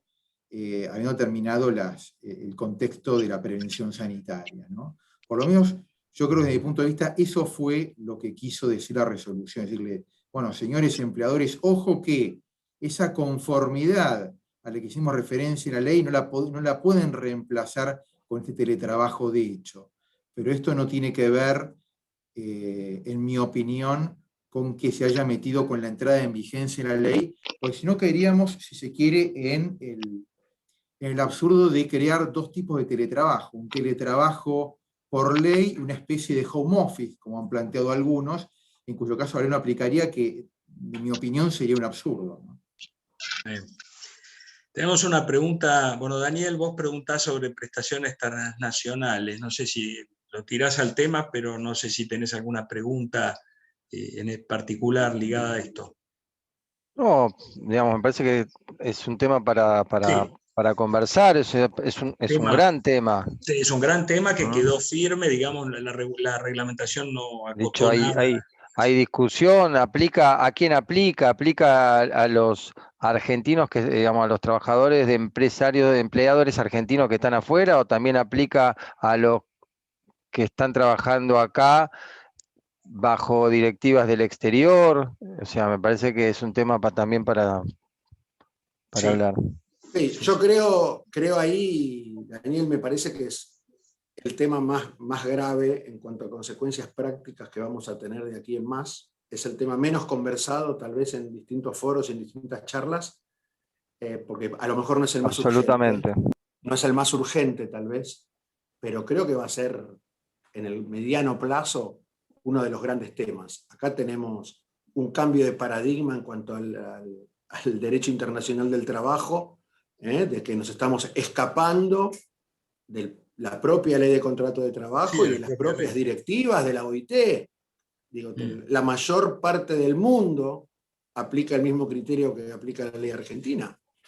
Entonces, ¿qué va a suceder? Yo no me preocupo tanto, digo, las cosas que pienso que no tienen respuesta, como decía en el video que nos propuso Tomás, de las preguntas sin respuesta, es ¿qué va a pasar con la colisión entre los estados? ¿No? Digo, realmente, el tema impositivo, ¿dónde tributa? Porque a partir del régimen aplicable va a empezar la discusión, ¿y dónde tributa? ¿Dónde paga ganancias? Claro. Según qué ley, entre otras cosas, ¿no?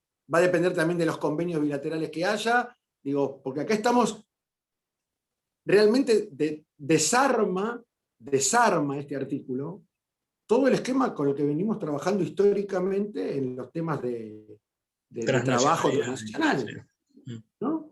Digo, ahora claramente, cualquier trabajador en cualquier lugar del mundo va a poder sostener la aplicación de la ley argentina si la empresa que lo contrató está basada en Argentina. Es más, y no me extrañaría que por el solo hecho de tener una sucursal en la Argentina o en Perú, digo, ponele, ¿no? Con una ley a lo mejor más protectora incluso que en la Argentina, si se quiere, si esto se universaliza, realmente no va a ser un foco de conflicto.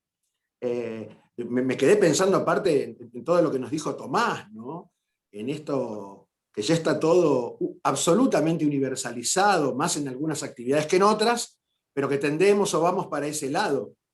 Sí. ¿Cómo vamos a contratar la cantidad de gente? Ahí te quiero sumar que se discutió, se debatió un montón, se debatió muchísimo, lo plantearon mucho todas las empresas de economía de conocimiento, se planteó todas las empresas globalizadas, sin embargo se dejó afuera la ley y se dejó afuera la reglamentación. El tema se conversó, se discutió, se planteó, las empresas, insisto, todas las empresas de economía de conocimiento lo plantearon y se dejó afuera. Esto es un tema tan simple, digamos, de que los legisladores lo dejaron afuera. Escucharon todos los planteos. Sin embargo, ni siquiera se corrigió la implementación. Se modificó la ley, avasallaron la ley, el artículo 3 y la territorialidad, y como bien decía Jorge, todo el derecho internacional que venimos planteando. Karina, ¿esto que decís que se discutió fue en diputados o en senadores? Senador no discutió nada. Los dos. No, por eso, digamos, porque digamos, la posibilidad de ya cuando llegó a senadores ya estaba cocinado. Listo. Se planteó desde el inicio. A ver, la respuesta Sí, respecto al realidad, artículo 17. Sí, en realidad. La cuestión del 17 es: el 17 tiene una enfermedad terminal congénita. No hay chance. No hay chance, sí. El 17 no tiene chance. No hay manera alguna de solucionarlo. Cuando analizamos y trabajamos en el reglamento, en el proyecto de reglamentación de la ley de teletrabajo, me acuerdo que nos juntamos por un Zoom y dijimos oportunamente: no tiene chance más que el veto. No hay forma de arreglarlo el 17. No hay modo de reglamentarlo, Federico. No hay modo forma. de reglamentarlo. No, el FCP cuando salió la ley, era cuando ya estaba promulgada la ley, era eso. La única posibilidad era el veto. El veto, sí. Claro. La única posibilidad era el veto. Porque la reglamentación iba a ser un enchastre si se metía. Imaginémonos que bajo el 17 una persona trabaja en Estados Unidos por una empresa local, trabaja toda su vida durante 15 años en teletrabajo en Estados Unidos, y un buen día le dice: señor, opto por la ley argentina, registrame desde el día 1 bajo procedimiento de concesión de despedido y reclamarle todas las multas.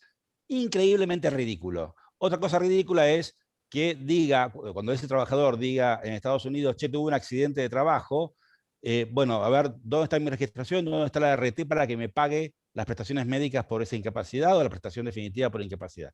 O sea, el artículo 17 es inviable, no tiene chance. No. Pero además, creo que en esto estamos de acuerdo. Un texto como el que dice es, aparte de impracticable, no lo podés reglamentar. ¿Qué vas a reglamentar? Por eso te digo. Está diciendo: aplica esta o la otra, y chau, ya está. Y por otra parte tampoco queda claro el veto o la modificación en el futuro, ojalá. Por otra parte, digo, ¿qué es lo que se opta en cuanto a la ley? ¿Por cada instituto? ¿La ley en su totalidad? No, puede haber un veto parcial. No, digo, cuando el 17 dice que según sea más favorable para la persona, o sea, claro, está bien. ¿Cómo haces? Claro, no, o sea, pero a mí me conviene la ley de ART de Canadá, entonces no, esto me aplica la ley de Canadá, pero para esto me conviene la indemnización argentina. O sea, aplica todo, entonces las cargas sociales se liquidan de acuerdo a la ley argentina estando el tipo allá. O sea, No, bueno, por eso. Habría que haber registrado el contrato de trabajo bajo ley argentina, ergo estamos hablando de empleo no registrado y se disparan las multas, es decir, no hay ningún tipo de... No tenés ningún tipo de parámetro. Claramente, la única solución era el veto y nada más, y yo creo que es una de las consecuencias de la ley que vamos a ver en los próximos años. Claro, no nos corre con la urgencia que tenemos ahora, los mayores gastos y demás, pero vamos a empezar a ver reclamos de esto de acá a 3-4 años. Sí, o antes, sí. Es el tema. Todo lo demás, digo, esto es no por quitarle valor, al contrario, estoy participando activamente, digo, pero todos los demás institutos, de algún modo, ya estaban en la ley anterior. Salvo el de cuidado. Bueno. Salvo el de cuidado.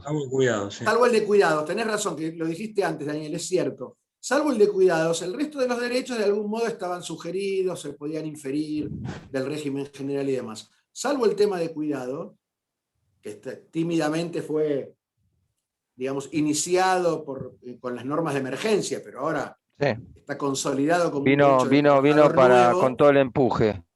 Claro, nuevo, pero realmente lo original, si querés, que tiene la ley, aparte de eso, es esto, que es una originalidad terrorífica, porque rompe todos los esquemas de siempre, pero no solo de Argentina. Esto realmente va a ser una colisión de normas internacionales pocas veces vista, salvo que el veto ya no fue. Ya no hay posibilidad de vetar. A algunos se le ocurra reformar la ley en algún momento, cosa que no creo que suceda. Sí, no creo que suceda, Esteban. Sería el único modo. No en esta administración y esta gestión. No, seguro, desde ya. Nos queda la esperanza de dentro de 3 años, sí que sí hay esperanza. Convengamos de todos creo modos que que no sería tuvieron en bueno. cuenta los efectos. Creo que Sí, realmente convengamos- no tuvieron en cuenta los efectos de Nada, este artículo. nada. Convengamos de por ahí todos más modos que de- sería Gonzalo Ruiz bueno. Díaz tiene la mano levantada hace un rato, Esteban, quizás. ¿Quién, perdón? Gonzalo Ruiz Díaz tiene la mano levantada hace un rato también. Bueno, Gonzalo, adelante con tu pregunta de viva voz. No, perdón, buenas tardes a todos. No, me quedé solamente pensando en el tema anterior, una preguntita muy breve respecto a esto que planteaba tanto Esteban como Fede.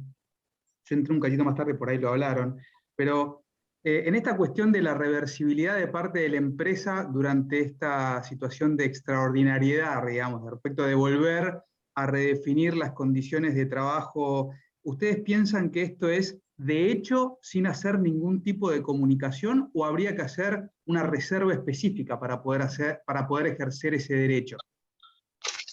Bueno, Fede, te dejo responder yo primero creo vos. que yo no creo que no hay análisis de reversibilidades durante esta etapa de transición. Así como decimos que la ley se aplica íntegramente, la facultad o el derecho del empleado de requerir reversibilidad no se aplica específicamente durante la instancia de transitoriedad hasta que el empleador le diga al trabajador que efectivamente ingresa a un esquema de teletrabajo. No, ¿sí? Fede, me refiero de parte del empleador, ¿eh? De parte del empleador, Sí. lo que existe ahora es solamente decirle al empleado, tu esquema de teletrabajo o tu teletrabajo no es un esquema definitivo, no es un esquema incorporado al contrato de trabajo, y en todo caso, yo voy a definir oportunamente si te ofrezco o no te ofrezco un esquema de teletrabajo bajo, obviamente, los términos de la ley. Ahora, hay otra cuestión en temas de reversibilidad, que es la pregunta común, yo lo he planteado en algunas políticas de teletrabajo, del derecho de reversibilidad que se reserva el empleador en el marco de una política luego de proponer el teletrabajo. O sea, yo cuando decidí efectivamente, porque estoy en condiciones de hacerlo, terminada la pandemia o en algún momento que estemos todos más tranquilos, yo ofrezco un esquema de teletrabajo, sea a 1 o 10 o a toda la planta o a toda la nómina, y le digo al trabajador, te ofrezco un esquema de teletrabajo bajo estas condiciones. ¿Aceptás el esquema de teletrabajo? Tené presente que por cuestiones de organización empresaria y por cuestiones objetivas, o si fueran objetivas mejor todavía, pero ten en cuenta que yo me reservo la facultad de revertir el esquema de teletrabajo para retomar la presencialidad cuando yo quiera. Muy bien. En nombre de las facultades de dirección y organización y la dinámica de tu negocio. Eso es lo que siempre hay que hacer. En función de que la propuesta de teletrabajo es una liberalidad empresarial. Exactamente. Yo como defino un esquema que el empleador puede o no aceptar, también defino cuáles son las condiciones. A ver, no vamos a estar todos de acuerdo en esta facultad.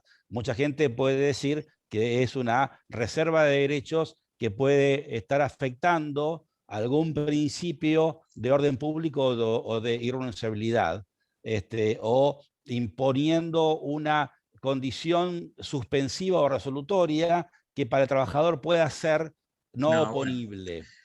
Puede pasar, yo lo he preguntado en algunos foros y la respuesta de los abogados que me han respondido me han dicho bajo ningún punto de vista no hay reversibilidad recíproca bajo los términos de la ley, y como no hay reversibilidad recíproca bajo los términos de la ley solamente otorga al trabajador el derecho a reversibilidad y no al empleador. En función de eso me dijeron no se puede. Yo creo que sí se puede.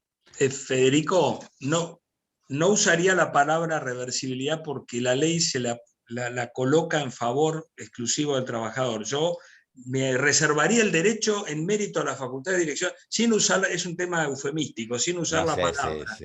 Yo pero lo pondría con es lo que todas las hicimos letras, siempre. para que no quede ninguna duda. Sí. Pero claro, es lo que hicimos siempre, aludiendo a la dinámica de tu actividad, a la evolución. Dejo sin efecto el teletrabajo. O sea, lo decís con otras palabras, pero no hablemos, sí, no claro, porque te van a decir reversibilidad es propia, de acuerdo a esta ley es propia y en cabeza exclusiva del dependiente. Bueno, por eso, si el juez me dice eso, claramente está avasallando los derechos del empleador. Y a eso estamos expuestos siempre. ¿Entendés? Sí. Es cuestión de apreciación subjetiva o valoración judicial con la cual lidiamos todos los días. Ahora, en la técnica legal que nosotros analizamos e interpretamos, ¿esto es válido? A mí me parece que sí. Pero bueno, puedo tener adeptos o puedo tener Acá tenés uno, acá tenés un adepto. Yo estoy de acuerdo. Muy bien. No, estoy de acuerdo con lo que plantea Federico. Una cosa es que la ley no lo reconozca en cabeza del empleador expresamente, cosa que esta ley no reconoce absolutamente nada expresamente en cabeza del empleador, porque esta ley está pensada para evitar la esclavitud del teletrabajo. Y las empresas piensan el teletrabajo, o han pensado el teletrabajo hasta el día de hoy, como un beneficio para el trabajo. Así fue concebido. Sí. Por eso. Por lo cual son dos universos, dos paradigmas absolutamente incompatibles uno con otro. Claro. Ahora, en el medio de ese abismo que hay, porque son dos concepciones casi contradictorias entre sí, en ningún caso puede verse afectado el derecho, como decís vos, Esteban, el derecho de organización y dirección de la compañía. Y si la empresa, como dice también Federico, ofrece estas condiciones, la ley no prohíbe pactar esta condición, en ningún caso, no dice nada que está prohibido. ¿Sí? Le reserva el derecho de reversibilidad al trabajador por si se equivocó o se arrepintió de cuando dio su expreso consentimiento al cambio de modalidad presencial a una semipresencial o remota, absoluta, digamos, ¿no? Al teletrabajo.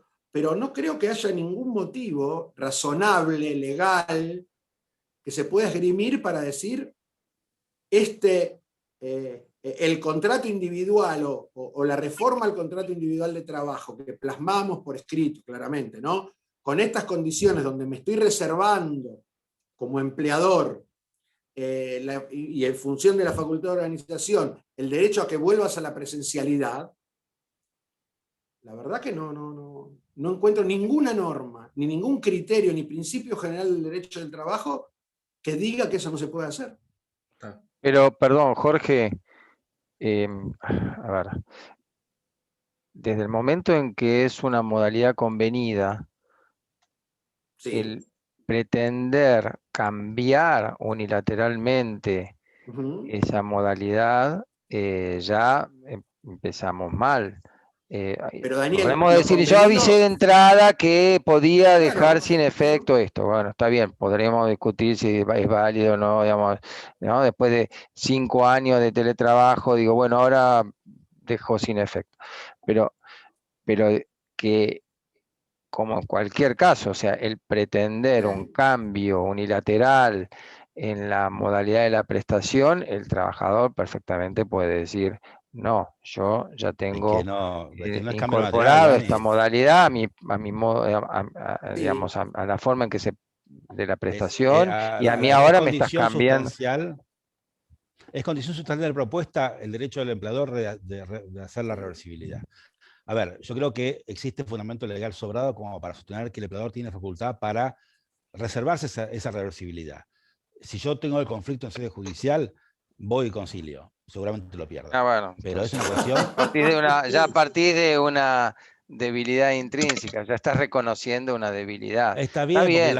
Porque tengo que reconocerla. Después de 30 años de hacer lo mismo, reconozco a esta altura la tendencia judicial va a ser esta. Me parece que la voy a perder. Pero obviamente que vas a perder sobre esta base, que el trabaja, que después de una cierta quedarme con la negociación plazo, y con la conciliación a favor mío. Está bien, pero después de un cierto plazo, pretender que el empleador pueda unilateralmente cambiar la modalidad de prestación sobre la base del poder de dirección. No es un cambio unilateral, es condición sustancial de la propuesta de teletrabajo, la facultad del empleador de modificar el esquema en cualquier momento. Claro, en cualquier momento. Está bien, pero por eso estás pensando como el juez laboral. Bueno, siempre se va a interpretar la razonabilidad. Siempre pasa por la palabra razonabilidad. Es como un 66, ¿no? 66. Totalmente, por supuesto, Daniel, que si pasaron 5 años y la verdad no hubo ningún cambio en los 5 años y demás, pareciera que es casi un capricho del empleador retornar a lo anterior, porque pareciera que con el tiempo se ha consolidado y tendrá yo creo que si fue condición esencial de esta alteración o de este acuerdo de cambio temporario de modalidad, este derecho, ningún derecho vas a poder ejercer, y menos el empleador, en forma irrazonable. Esto desde ya. Si es capricho lo vas a perder, pero vas a perder esto y vas a perder todos los otros juicios que perdemos por otras cosas irrazonables. Sí. Ahí no hay razón. No podemos fundar a ver, la razonabilidad o las necesidades de la producción, ¿no? Que son los dos grandes parámetros que rigen, la verdad, todos los derechos del empleador. Solo digo que no dudo en poner en la política ese derecho de responsabilidad. No dudaría un instante en poner una política de trabajo con el derecho estamos todos de acuerdo. Sí, estamos de acuerdo. De ahí en más, cada caso puntual eso. Analizaremos cuál es el nivel de contingencia. Seguro.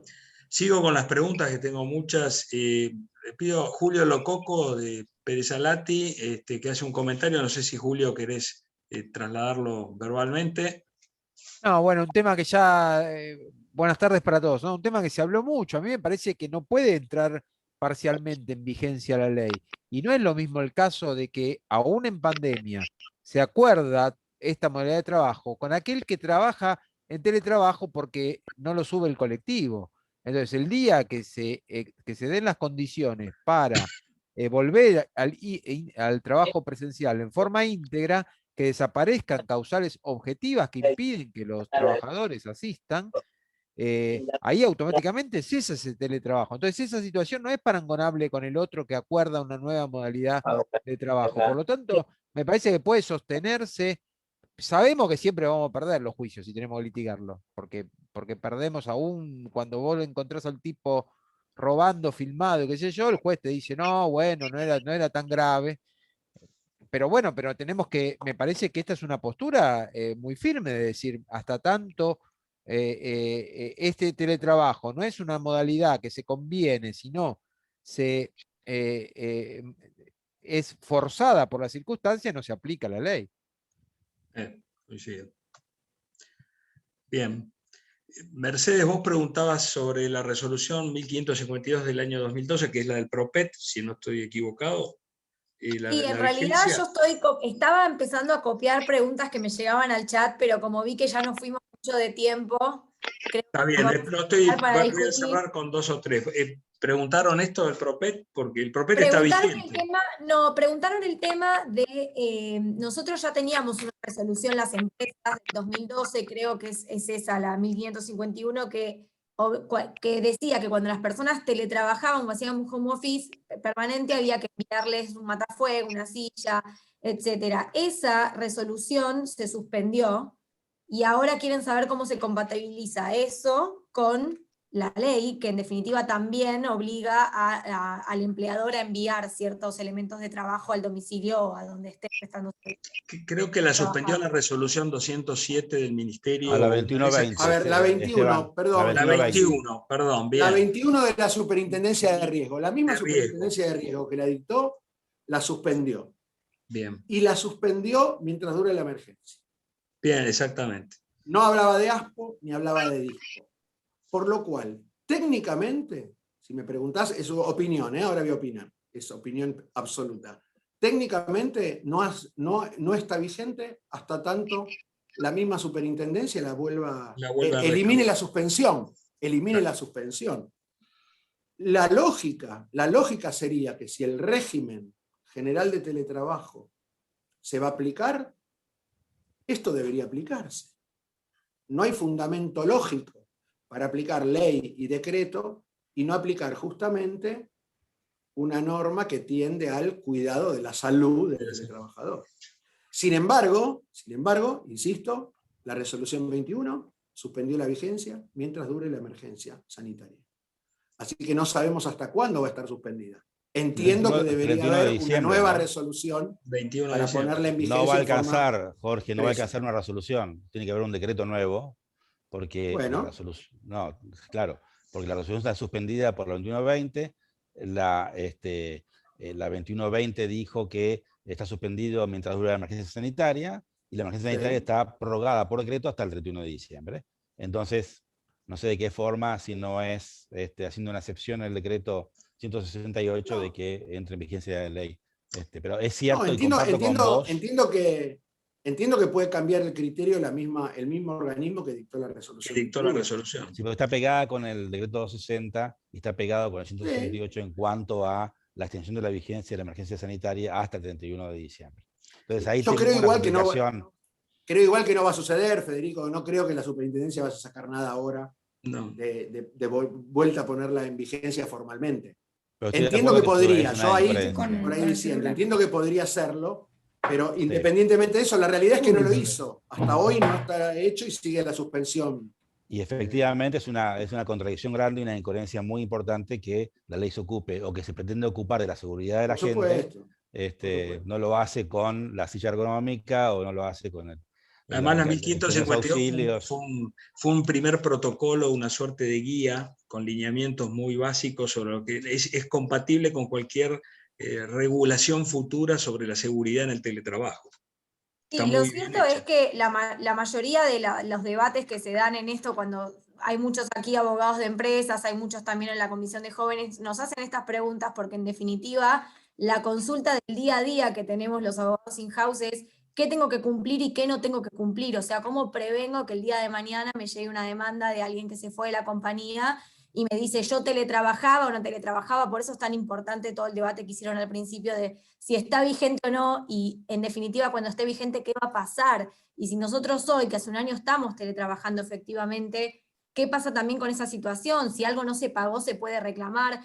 Yo creo que en definitiva el tema es cómo se va a aplicar esto en la práctica, y por eso este tipo de preguntas de si hay que dar un matafuego o no al empleado, porque parece una pavada, pero en definitiva esto multiplicado por 3.000 personas es un tema para la compañía. Coincido. Lo mismo con los gastos de internet, de luz, que tampoco queda muy claro a partir de cuándo, si ya lo tendremos que estar pagando. Así que bueno, un poco por eso era la consulta de los elementos de trabajo. Y con respecto sigo adelante con las preguntas, si vos no tenés eso, otras. ahí iba a leerles las de reversibilidad. No, tengo acá una del doctor Pablo González, que nos acompaña desde el Colegio de Abogados de Río Negro y de Neuquén, y pregunta sobre el artículo 3º de la ley. No sé si, Pablo, querés hacer algún comentario al respecto. ¿Acotaste acá algo? Estás muteado, me parece. Hola. Sí. Gracias, Esteban, por darme la palabra, gracias a todos por invitarme. No, solamente me pareció prudente indicar respecto a la aplicación territorial que el 3 de la Ley Contrato de Trabajo nos da un panorama sobre la aplicación de la misma. De ahí sí vamos a tener problemas. Aquel trabajador que cumple normalmente el teletrabajo en la Argentina, viaja a España, a Italia, a Estados Unidos por trabajo, se lleva su notebook, sigue trabajando allí y tiene un accidente, aunque el contrato se desarrolló siempre en la República Argentina, está 3 días en un congreso allá y podría tener un accidente. Ahí sí vamos a tener una serie de discusiones que van a venir. Era solamente ese aporte, nada más. Bien, muchas gracias, Pablo. Doctor Nahuel Espinillo, ¿algún comentario, una síntesis sobre lo que se está preguntando acá? No sé si está todavía. Sí, estoy. Buenas tardes. No, era un comentario por el intercambio ahí. Buenas tardes, Fede. Con el comentario de Fede sobre las prestaciones transnacionales con Daniel, que en mi opinión, aunque la ley de teletrabajo no estuviese vigente, más allá de que sí está vigente, la solución es la misma, porque para mí va al artículo 12 del Código Civil respecto al fraude, porque no hay forma de que una empresa argentina contrate a un trabajador de otro país para atender a cumplir con su objeto social con clientes de Argentina. Claramente ahí lo que está tratando de hacer es evitar la aplicación de la AST.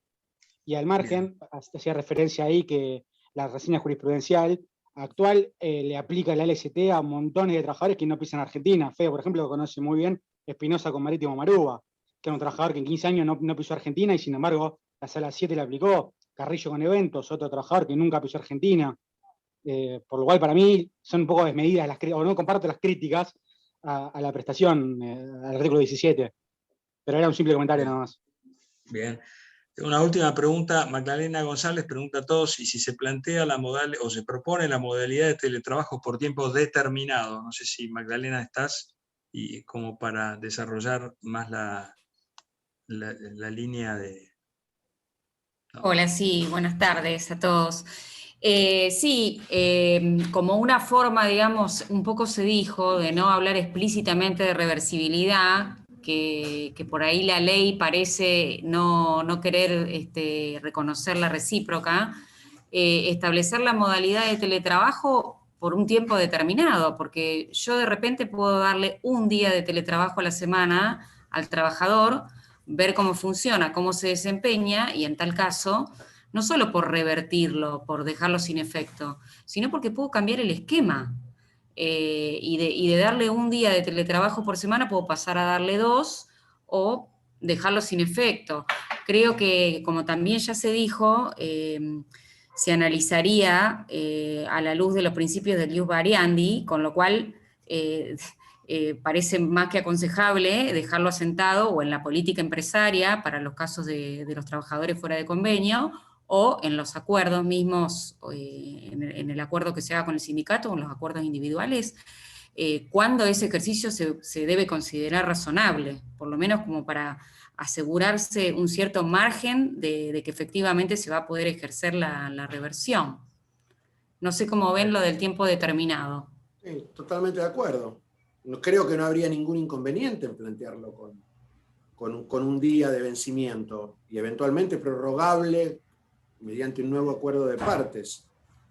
Con el mismo criterio de lo que planteaba antes Federico Basili, que yo estoy de acuerdo, inclusive que existe la posibilidad, y bueno, siempre dentro del marco de razonabilidad. Creo que es mucho más fácil poder sostener esa reversión, digamos, si fue pactada de antemano el tiempo por el cual iba a ser esta modalidad mixta dentro de la política, que si se hace sine die, ¿no? Creo que está buenísimo lo que planteas. Me parece que es mejor que el no ponerle límite temporal. Buenísimo, gracias. Agrego algo que me parece que es interesante por ahí reservarse esta posibilidad de propuesta para un futuro. Todavía no hay un esquema definitivo de teletrabajo. Cuando la compañía pretenda establecer una política, puede decir una política que es un proyecto experimental, de unos tantos días, o de una prueba piloto. Finalizado el proyecto experimental, definiremos si hay una política definitiva de teletrabajo o no. Cuando la definimos, podemos establecer esa reversibilidad como facultad del empleador.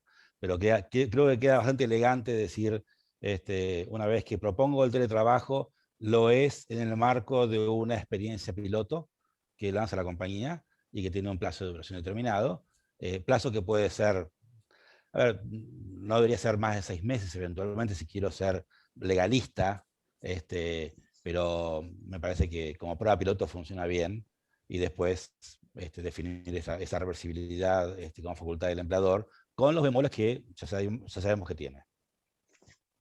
Bien, gracias. Estamos sin tiempo para el cierre, y bueno, desde ambas comisiones vamos a seguir atentos a la evolución de los acontecimientos jurídicos y sanitarios para ver cómo esta temática va a lo mejor sufrir cambios y nos va a hacer sentarnos para volver a repensar ciertas cosas, así que será la oportunidad de volvernos a convocar a todos y a todas. Y bueno, Mercedes, te dejo también la palabra de cierre a vos. Bueno, nada, muchas gracias. La verdad se súper extendió, pero porque el debate está interesantísimo. Tengo el chat explotado de preguntas, pero estaba pensando mientras hablaban que va a ser muy bueno poder reunirnos en unos meses adelante y ver cómo se implementó esto, qué pasó, si pasó algo en definitiva, porque a veces todo esto es divino en el debate y después no pasa nada, así que la verdad es que estoy ansiosa de ver qué sucede, de ver qué pasa en la práctica, en la experiencia nuestra en las empresas. Hay muchos temas para tocar, tengo la lista llena, pero bueno, la verdad mejor, así tenemos material para un nuevo encuentro, y les agradezco a todos los oradores, y bueno, al doctor Garcavallo sobre todo por organizar, por invitarnos, y bueno, espero volver a verlos pronto a todos y próximamente en otras actividades del Colegio de la Ciudad. Gracias. Muchísimas gracias a todos. Muchas gracias. Chao, muy bueno. Gracias. Hasta luego. Hasta luego. Está ahí internet,